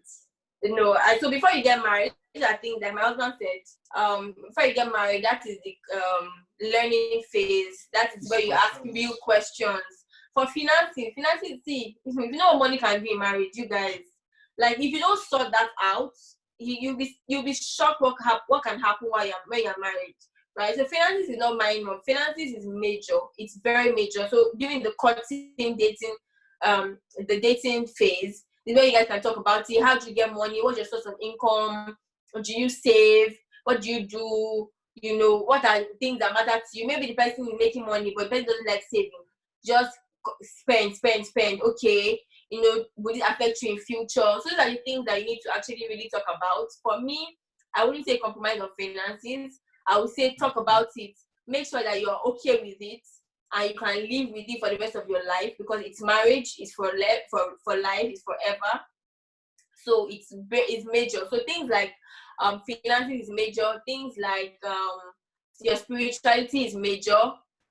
For me, finances, spirituality, what else? Values, integrity, all the other things. They are major. What else? Yeah. So, Okay. finances, like someone put up, I saw that comment now that is very major, and that's the truth. And it's because it's one of the top things that affect marriages, like Yes. plain and clear. People have issues in marriage because of finances. So Yes. it's not even something we want to compromise on. Lay it bare as clear as possible.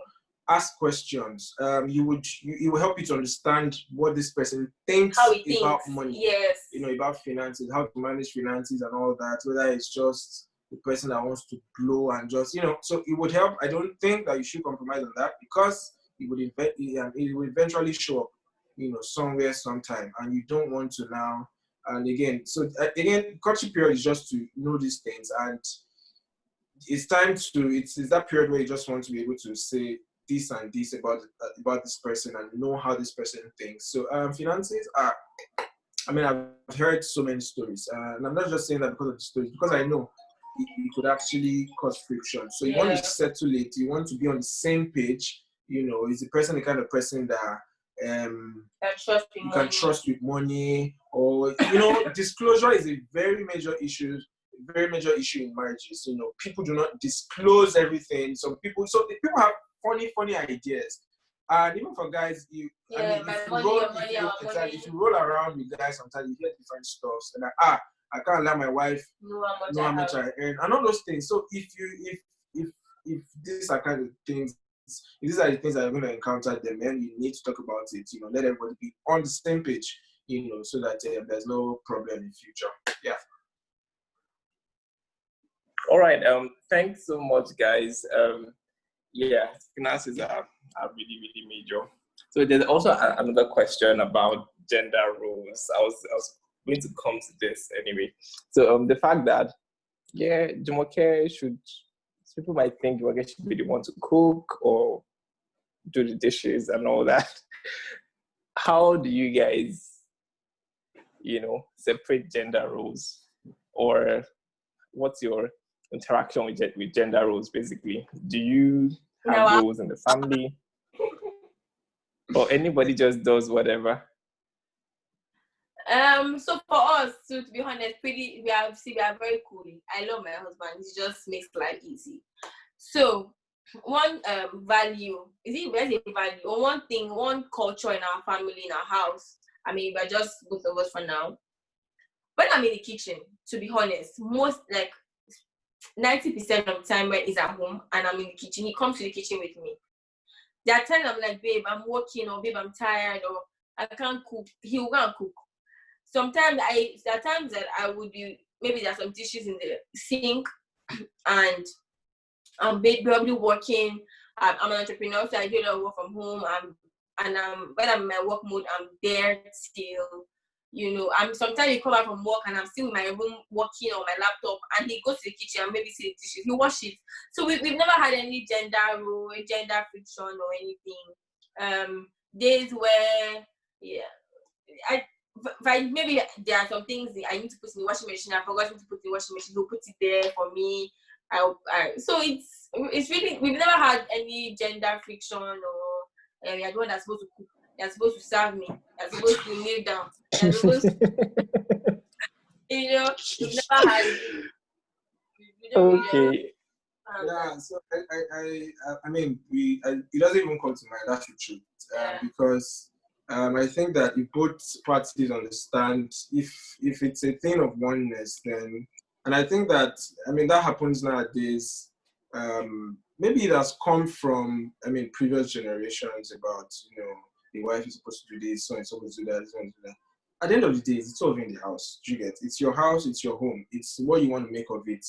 Okay, and so I don't even get, and I think this is peculiar to guys, okay, and that lady has to do this, lady has to do that. It doesn't make you less of a man if you are, you're not less of a man if you cook, you're not less of a man if you sweep, you're not less of a man if you do the dishes, you're not less, do you get? So it's, again, I just see it as, this is our home, man. Do you get? This is our home. Why you laughing? You're a stronger man now. I mean, this is our home, and let's just make it a home. Let's make it our home. So whoever needs to do what, whoever. So there are times that, you know, like she said, there are times that she can't cook, or maybe she's busy and all that. So it's a thing of understanding yourselves again. It's your home. And of course, looking at the situation at every single point in time. So if I have to wait for her and say, you must cook, or you're the one that must cook. Why? So again, but it's just looking at it and then saying, you know, this is our home. I'll do what I have to do to make. So it's both parties saying, I'll do what I have to do to make sure that we make our home a lovely place. So if I have to cook, I will cook. If I have to do the dishes, I will. If I have to, you know, so I will. So it doesn't, and I think it comes out of the fact that people think that, no, that why should I be, or guys, let me just, because I think it's speculative, why should I do that? Why should I do this? Why can't you do it? That's the question. Okay, it does not make you less of a man. That's the truth. So I mean, and everybody moves on. Do you get? So we've really not had that, you know, thing of, oh babe, you know, I do anything. Sometimes I come into the house and I just look. Whatever I see, if I see something that I just need to tweak, sometimes I come into the house, into the room, and I just see that she's on a laptop, and I know that she has been busy, and then she just do her face for me one kind. Me, man, but then have to do that face. So I know that. I just ask her. Yeah. Ask her wants to eat and all that, you know. So I don't, of course, I don't do it every time. You get, so it's not like it's and every of course, time me, I I don't. do it. Yeah, So, exactly. so that there's a balance. It's not that. So again, yes, there are. It's about understanding and oneness. Like some Yeah. And then I guess it's also about knowing the person's values as well. So if it was a person that go and put on the gen very quickly, I will be back. Just give me 3 minutes. Okay. We actually also have some questions for Jumoke. So I'm still here. Yes. Okay. So there's that thing like when people get married, their single friends just be like, okay, this one is now married and let's do our lane. So did you encounter that, and like how fast did you start instead?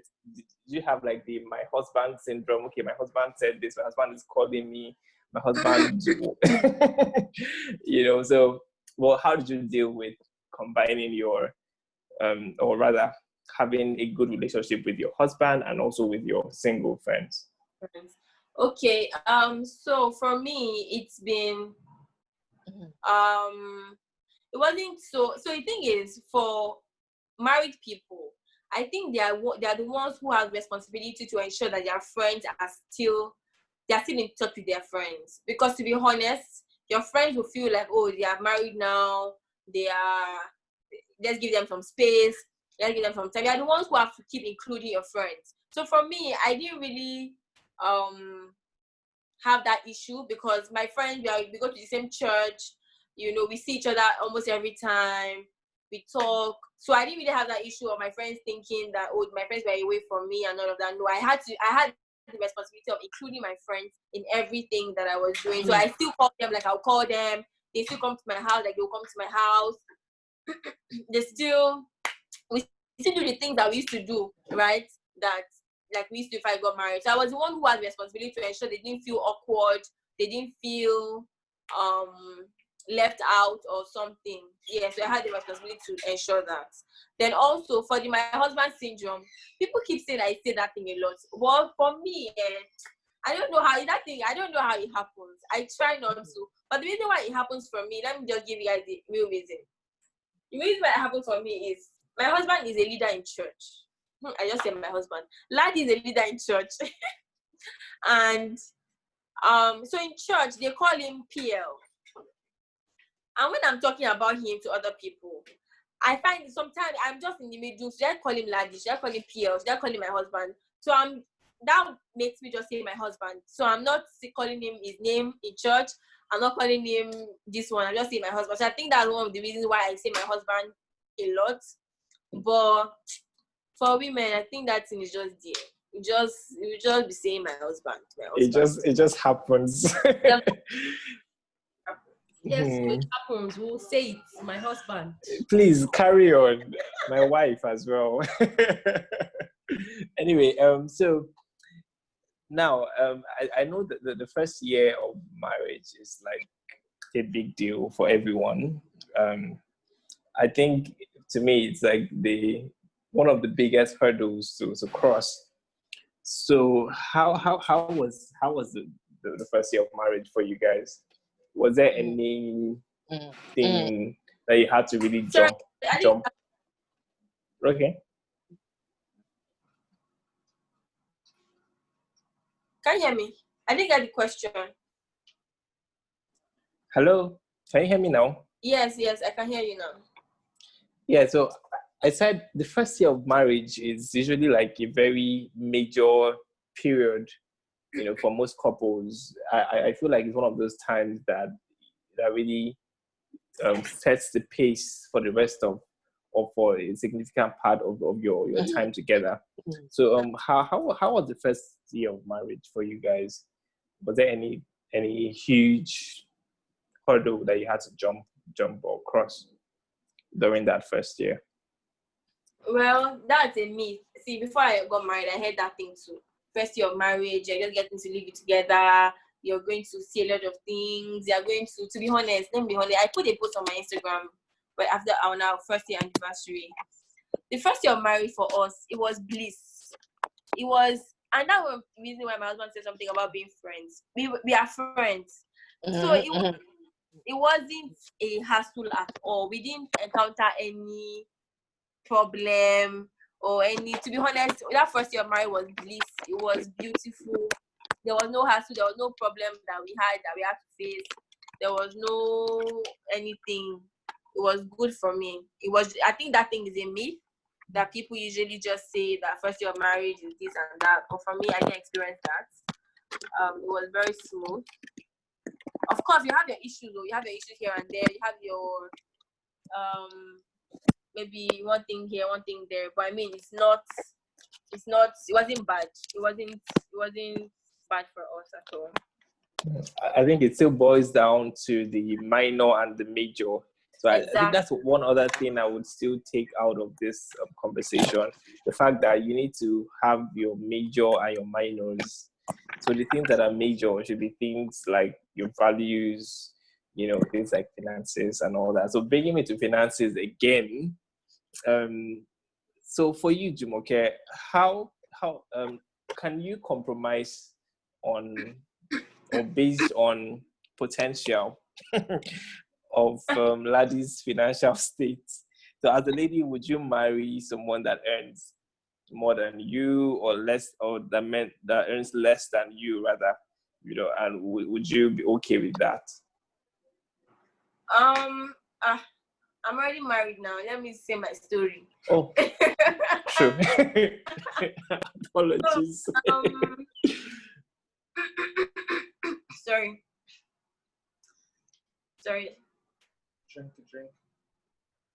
Drink up. Clear your throat. Okay. So for the finances for us, again, for me, I've always been I'm a God lover. As I hear God, I do, right? So for that finances bit, we spoke about it in courtship, what he does, he knows what I do.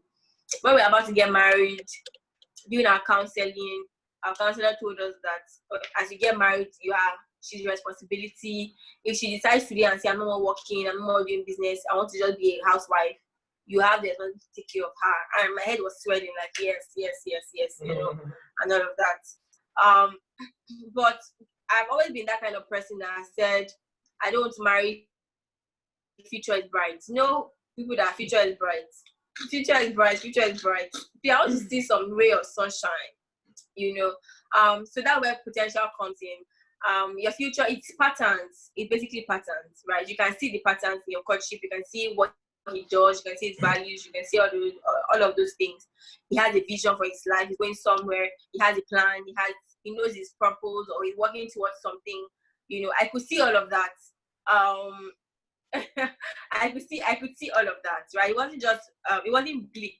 It wasn't something that I was not sure about. It was something I could see. I could see that this is it. I could see from me, and I don't want to go to spiritual, but I could see his future, literally. Like, I could see where he was going to. I could see, and it was not even about seeing his future as but what he has told me or what he's doing. I could see his future. Like, I could see how bright his future was, and I knew that I was going to be a part of it, right? So it's more about seeing the patterns, seeing what he does, seeing that he has a plan for his life, seeing that he has a vision. It's not just all about the mundane things. He has a plan. He's on a journey somewhere, and you think that you can follow him. I felt like I could go with him on that journey. It wasn't like he's not going anywhere. He's not doing anything. No, he was going somewhere. I could see his journey.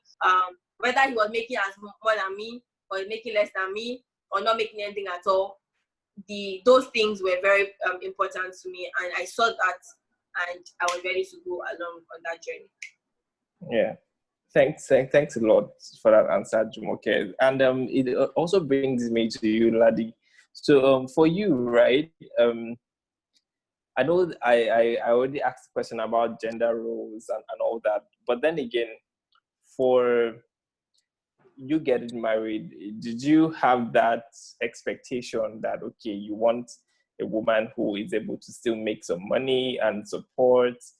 And I think that also adds to finances in a very major way. So did you expect that she would be able, or she should, be able to always contribute something to the table, or bring something to the table in terms of finances? Okay, so there was something I used to mention to her. So in terms of expectations, so here is where I was coming from. I was the kind of person, I mean, the way I used to think, okay, I never minded, here's how I used to say to her then, that, I just wanted to be able to, to provide, you get. So I really wasn't thinking of what she was going to bring to the table. As far as I was concerned, if I did not mind if it was just going to be about me. That was me. Okay, that's where I was coming from. So I really never had that thing in the back of my mind that, okay, what are you bringing to the table? What am I bringing to the table? Do we do that now? Yes, of course, because again, we talked about it. We talked about finances. We both knew where we were at that point. Okay, so it was about being realistic as a where we were and how to manage finances on this level.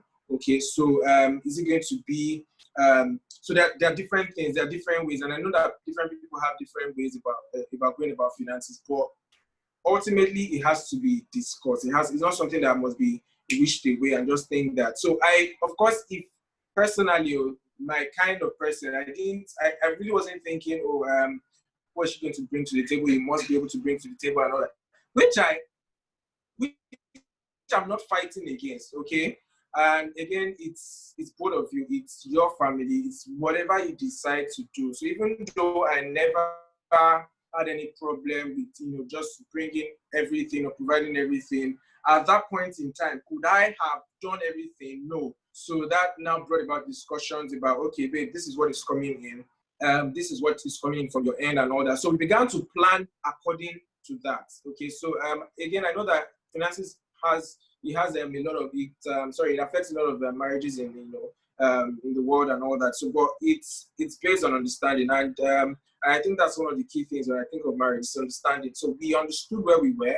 She knew what I was earning. She knew what was coming inside. We still do that now. She knew. We estimated, because of course she's an entrepreneur and all that. So we couldn't put a cap to it as it were, like me that had constant coming and all that. So we knew what was coming in, and then we decided that okay, and over time we keep reviewing. So it's not like a one-time thing, okay? It's over. I think over this 1 year, 7 months or about. It's something that we have reviewed over time to say, okay, it could be that I handle this thing and then she handle this thing. But see, the cocoa is this: as long as you guys are like this, like you are together and you're one.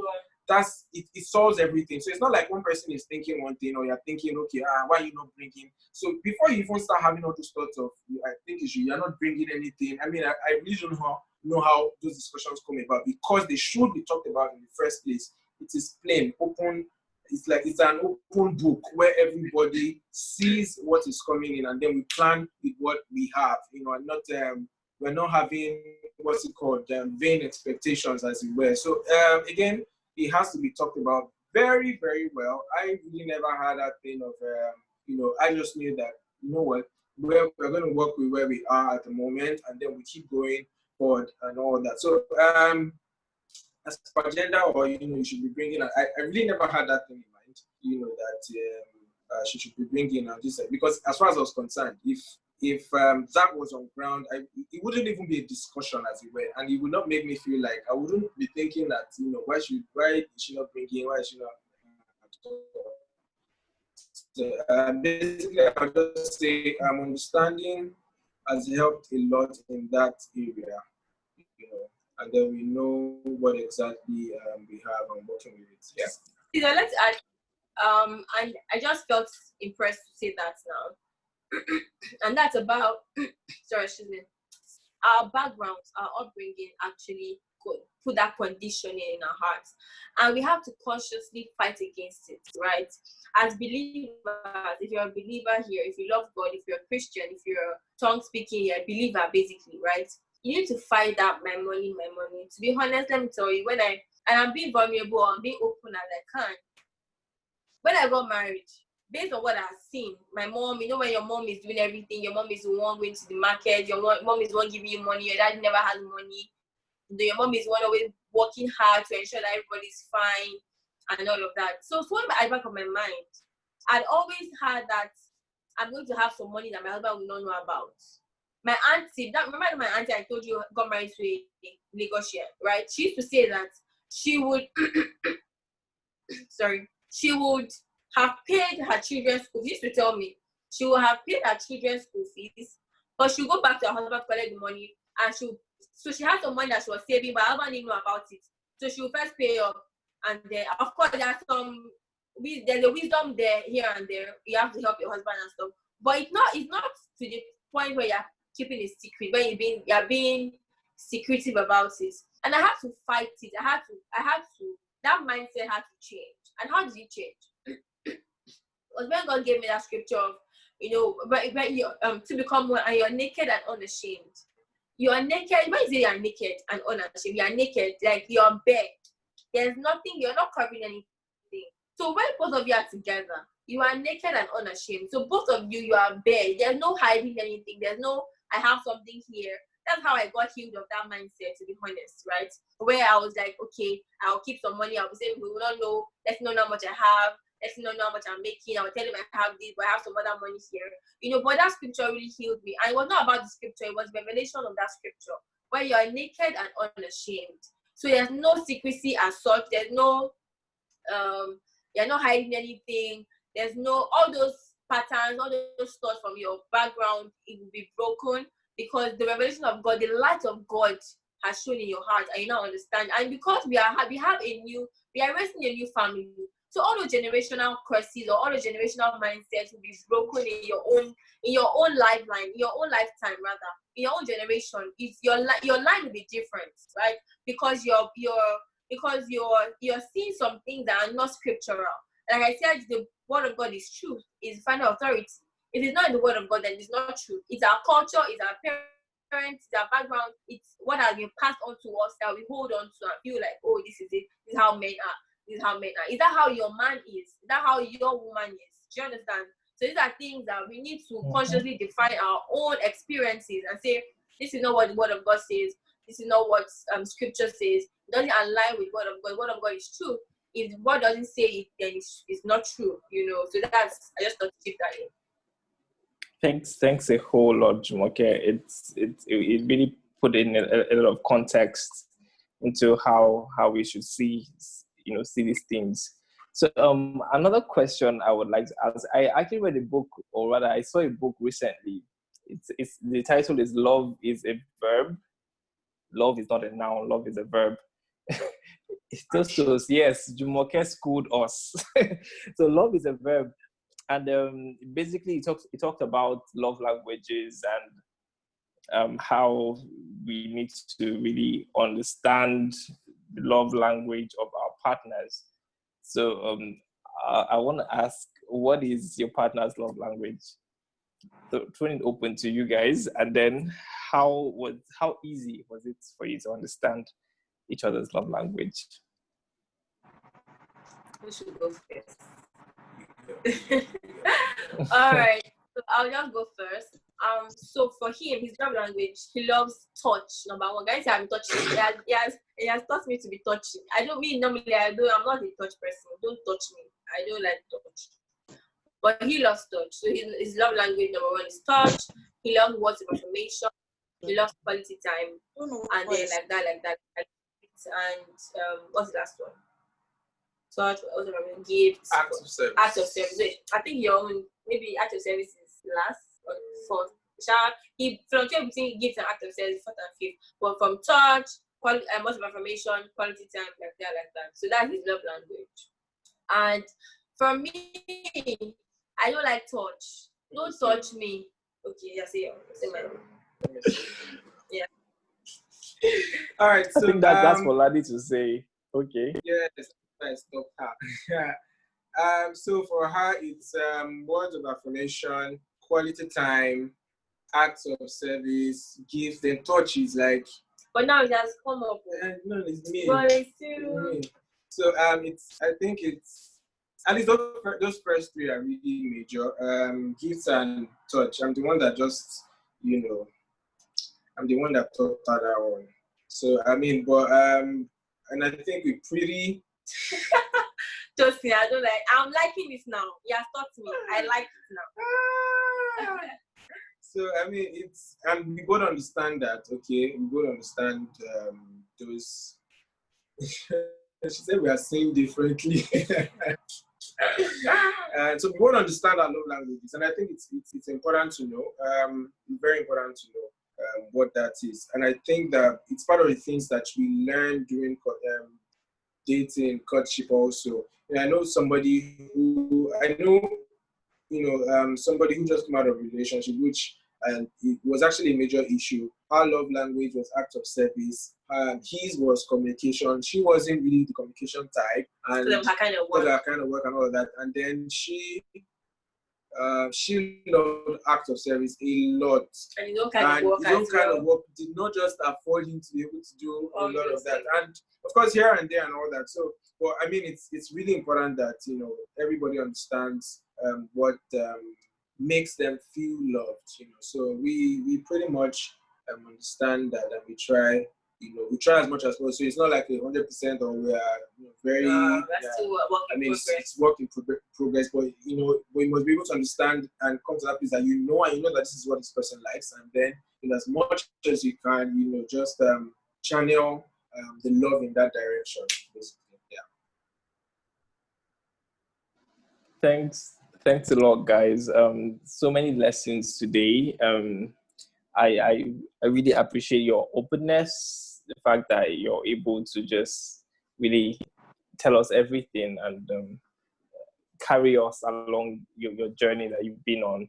So I know a lot of people read like books and stuff on relationships and all that. Are there any books that have stood out for you in terms of relationships that you would recommend?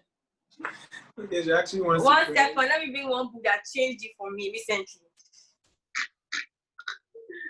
So first comes, there is one that really, really, so between my last relationship and when I met Jumoke, it was one that helped me because I felt like God used that book to open me bare. Like, it actually showed me why I was acting the way I did.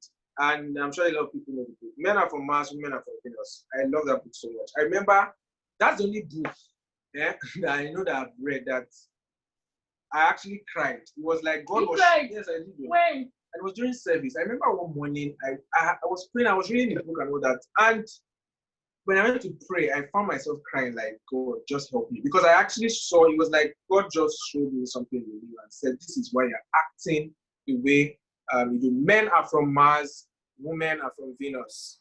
Yeah, by is it close? But the other one that my wife went to bring now is one that we both have.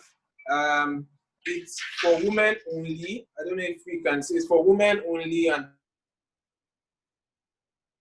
then there's for men only by it's by mine is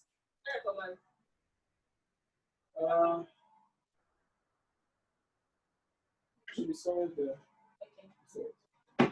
Okay, you said the, So the this title particular is for book women men only, and yeah, so there is for men and then for women only. only, exactly, for men only and for women only. This is for women only. They look Is the it by the same way. same the And same this is author?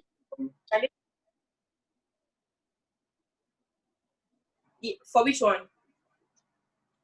Is it the I same didn't get you. author? Is it the same author? Yeah. So the husband wrote for Men. for women only. So it was the perspective of a man, and then the wife wrote for men only, and she was discussing from the perspective of a woman. So I will just try and type yeah, for men only and for women only by you know what, let me get by Right, do it for men only. Shanti Bell.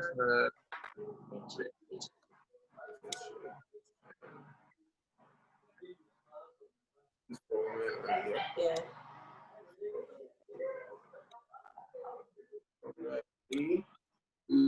Let hold on.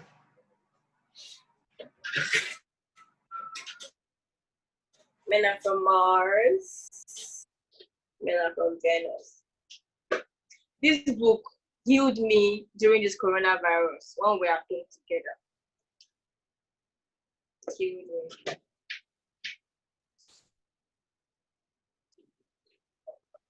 Hello. I'd actually going to ask about that, Actually, Jumoke, because I know this period. In fact, there have been statistics that have shown that this period marriages were like in trouble. You know, people that had to stay on lockdown together and all that. So how was the experience for you guys being being on lockdown? The good and the bad part. Now the another G on his own. That was another G. When Okay, we are showing them so okay, this so for both of them. so both of them wrote for men. Well, so this is for men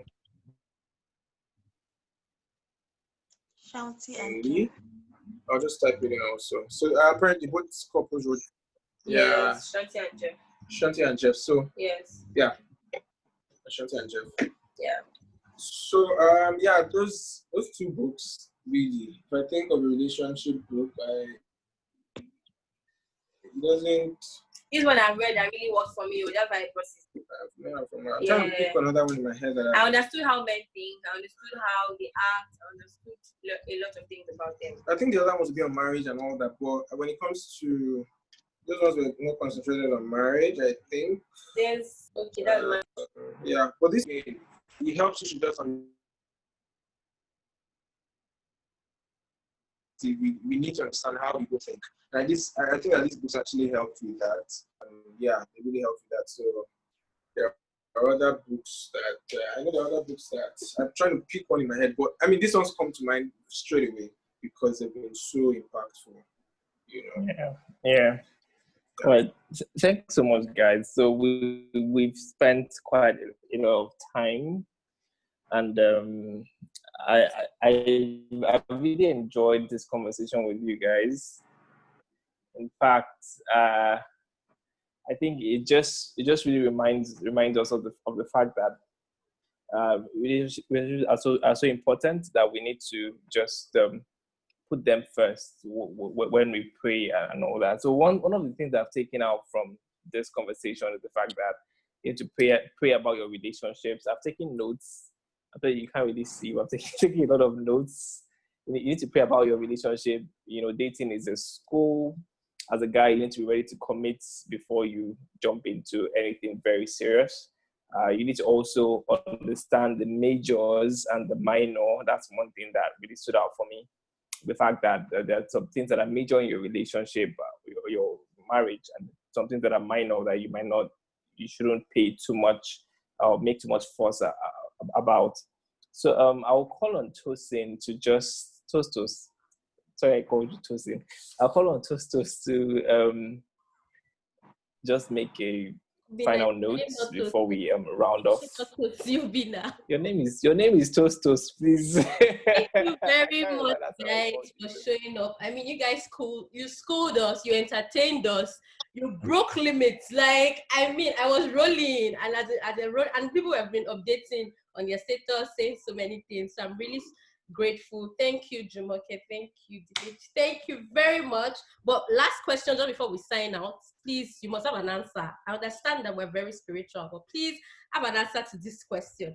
I'm going to ask Jumoke and Ladi to the same thing, but like vice versa. Jumoke, if your husband was caught by the police that he did something wrong, what will you think your husband did? Please don't say it's sleeping style, though. Don't say that. We know that on card.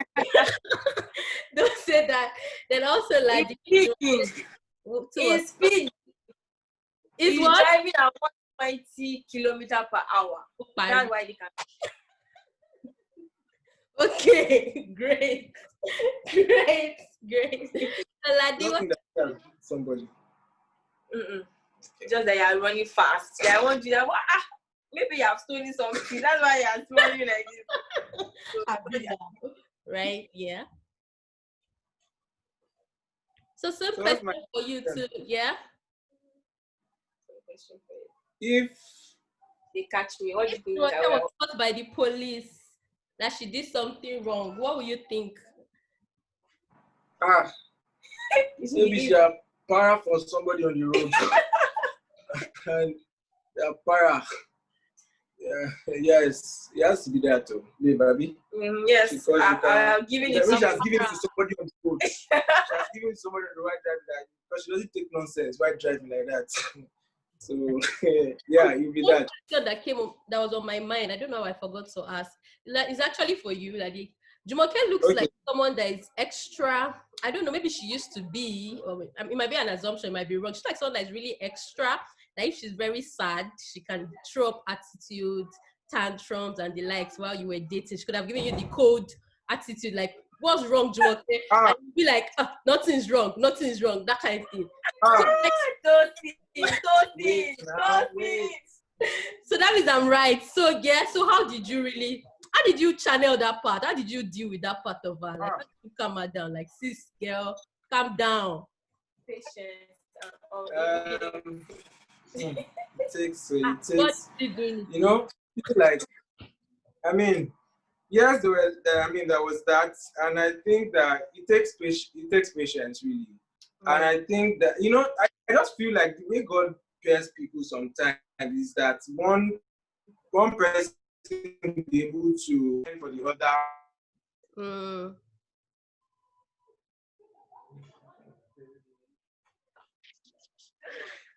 He sometimes, but I mean, it wasn't so much. It was a big deal, but it wasn't so much of a big deal for me. Of course, I mean, I got those attitudes, old attitudes. Not, you know, when they say monosyllabic responses. Yes. What's wrong? Nothing. I'm fine. I mean, as a guy, I want to say, and I'll ask, like, I can hear that. Expected you to push. Yeah. So I asked now, I want to just make my life hard like this. But I mean, and I think that's also part of communication. You just learn how the person, and of course, I had to just learn that when a woman says nothing, or when she says, you know, fine, and she's giving you attitude, she's not fine, no, she's not fine, and just stay there. You would learn how to get her to talk, because I mean, for different people have different ways. They don't just talk like that. So you learn how to get her to talk, and if she's the one that will just say like that, God help you. Just that if it's like that, it can be another thing. And I think that one of the things that she's also learned over time is how not to. She doesn't say everything at that moment. Okay. So it also helps her to communicate that thing. So because if it comes out at some point, it can be very harsh, and then the way Mita will take it, Mita will just be like, what was it, and all that. So I've learned to be patient. I've learned how to get to read those moments, and learn how to just get how to talk about it. And sometimes that, of course, you just leave her for a while, and sometimes, of course, and she always wants to talk about things. That's my life. She always wants to talk about issues and all that. And me, and sometimes mine is I can allow it to pass. I can allow it to, and then talk about it some other time. So it's about finding the right balance. Understanding the person's moods and understanding how they function. It will help. It will help a lot. I mean, I think every guy will almost face that thing, really. So, okay. Thank you. Yeah. Have the things, how they respond. So yeah. Yeah, thank you. So Jumoke, let me give you a chance to redeem yourself. Did you ever think to yourself and say, I'm doing so much? Can you calm down? Like, have mercy on this guy. Can I try and communicate with him? You guys, I've calmed down. If you had met me some years ago, I'm calm. Trust me. I'm very calm. Okay. Yeah. If you had met me some years ago, I showed Pepe. So I'm calm. I don't really do too much. Like you said, I've learned to see, to be honest, I've learned to not say things as it comes. Normally, if it's at the spur of the moment and I say it as it ought, the way it will come out, oh Lord, everybody graveyard. We just but I've learned to not say it. He actually taught me that not to say it in that moment. I can calm down, put my thoughts together, and communicate properly what exactly the issue is. Sometimes when I'm talking in the spur of the moment, I might not be communicating what exactly is wrong with me. My emotions are just everywhere, and I'm just angry. I'm just, but when I calm down, I cannot articulate what exactly the problem was, and he understands it, and then, he understands it, and we are able to solve the problem, So I've learned that. So I've calmed down, guys. Listen, I'm not bad. I think it's a lady's thing. Don't worry. We are calm. We've calmed down. So thank you very much, guys. Any final words? It's time for us to leave. Any final words for us, the Godwin Foundation members? What should we join Oshun? Many people are writing on their status that, hey, Oshun is the next big thing. Like, people are writing different things, So help us. Any last words for us? Should we just calm down, or like, what do you think? Thank you guys so much. Thank you so much for having us. It's been wonderful. I know we've enjoyed ourselves here. It's been fun. It's been everything. Thank you so much for having us. It's been a privilege. For me, I'll just say get over, which is one of the things I just want to say. Get over myths and traditions, and don't try as much as possible not to bring in those things into your relationship. There are so many myths out there. There are so many traditions that have come from time immemorial, and then a lot of them. And because we all function in a family system with different backgrounds, it also affects how we see things. It also affects how we see relationship, and which is one of the strongest things that God has put in place. But I'm going to say stick to what God's word says. You get avoid tradition. There's so many things out there. One of which is we talked about in this session about first year in marriage and all that. And thank God we have friends also that really believe in these things, that you determine what you make of your relationship or your marriage. Right. You determine what. Don't let anybody tell you this is how it is. Yeah. And here's the thing: people make judgments and theories out of their own experiences. And when they are bad experiences, it makes it worse. And then people form judgments based on that. So some of the things that we hear today are just based on people's experiences. And I would say again, surround yourself with good company, good relationships. Look up to people. You will learn you learn a lot from those set of people. We have people that we talk to, that we listen to, but basically do not allow tradition and myths affect you. There's so much tradition and myth about marriage, and they're like strongholds. And once those things are there, take it into when your those marriage, things are there, it can destroy what should have been a lovely relationship. You get, and it will just be based on your own background. So, I always advise that when two people are coming together, lay bare what you guys know, what your backgrounds have been, and let us strike out the ones that need to be taken off, because not everything should be in that equation. So we determine what remains there, and we choose how everything should function. So that will be my last words, and and just follow God. Thank you, Jumoke. Okay, so my last word will be, first of all, I would like to say thank you so much, Tosin, for this. Thank you so much. I actually even learned while I was talking. It was so impactful. I hope it was impactful for you guys. Thank you so much, the OB, for facilitating this. Thank you so much. So for me, my last words would be, one thing that I learned while I got married is your marriage is like a bank, right? It's what you put in, what you're going to get out, right? If you don't put in the work, see, to be honest, no matter how much you heard God, if you don't put in the work, the Bible says faith without work is dead. No matter how much you heard God, no matter how much peace you felt in your heart, if you or your partner don't put in the work, the Bible says, can two work together except they be agreed? If you both don't work together to ensure that you have a beautiful marriage, to ensure that you have a fantastic, beautiful life, you wouldn't, to be honest, you won't experience it, right? So one thing I learned is what you actually put in. If you put in the work, okay, I'm committed to this marriage, I'm committed to make sure that I'm the best for this man, I'm committed to make sure that vice versa, he's the best for me as well. Just what you put in is what you're going to take out. If you want to put in love, if you want honesty, put in honesty. If you want, just like go to the bank, you want 1 million naira, you have to put in 1 million naira. You cannot go there and say you want to put in 1 million naira when you don't put in 1 million naira. So it's what you put in, you have to put in the work. Both of you have to work together for that marriage to become the best. You don't have to work together. That's why God will not come and impose himself on us. But we have a bill, right? So we have to use your will. God has told you his word, God has said everything. But your will, do you want it? Do you want to work towards it? And that's my last word. So your relationships, your marriages, what you put in, always remember what you put in, what you get out. Put in the work. Even in your personal lives, even in your businesses, even if you're in your careers, it's what you have to put in the work. You're going to get the dividends, you're going to get the rewards, you're going to get all the good things of life, basically, when you put in the work. So that's my last words to you.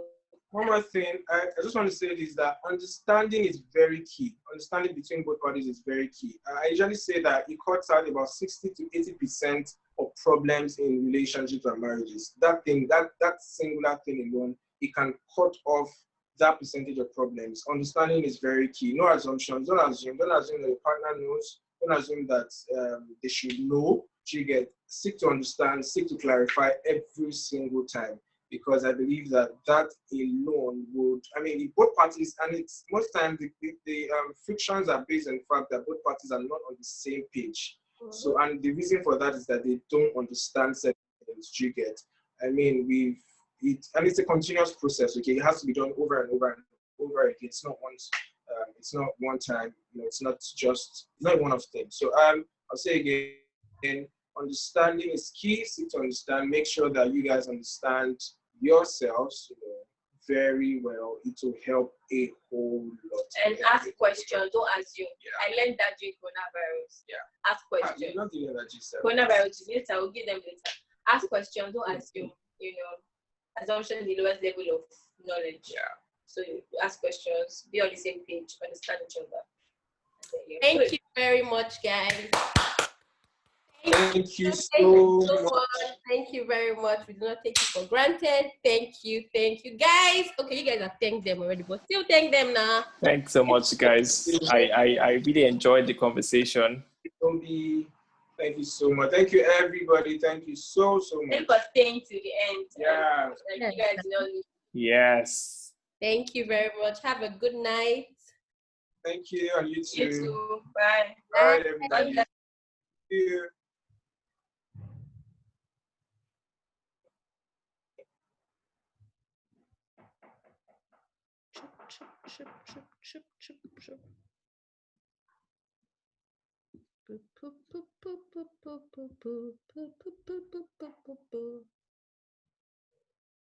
The OB, say you're fresh.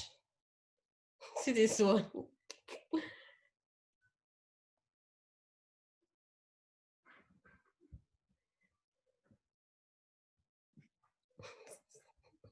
Obina, you like play? Can you hear me?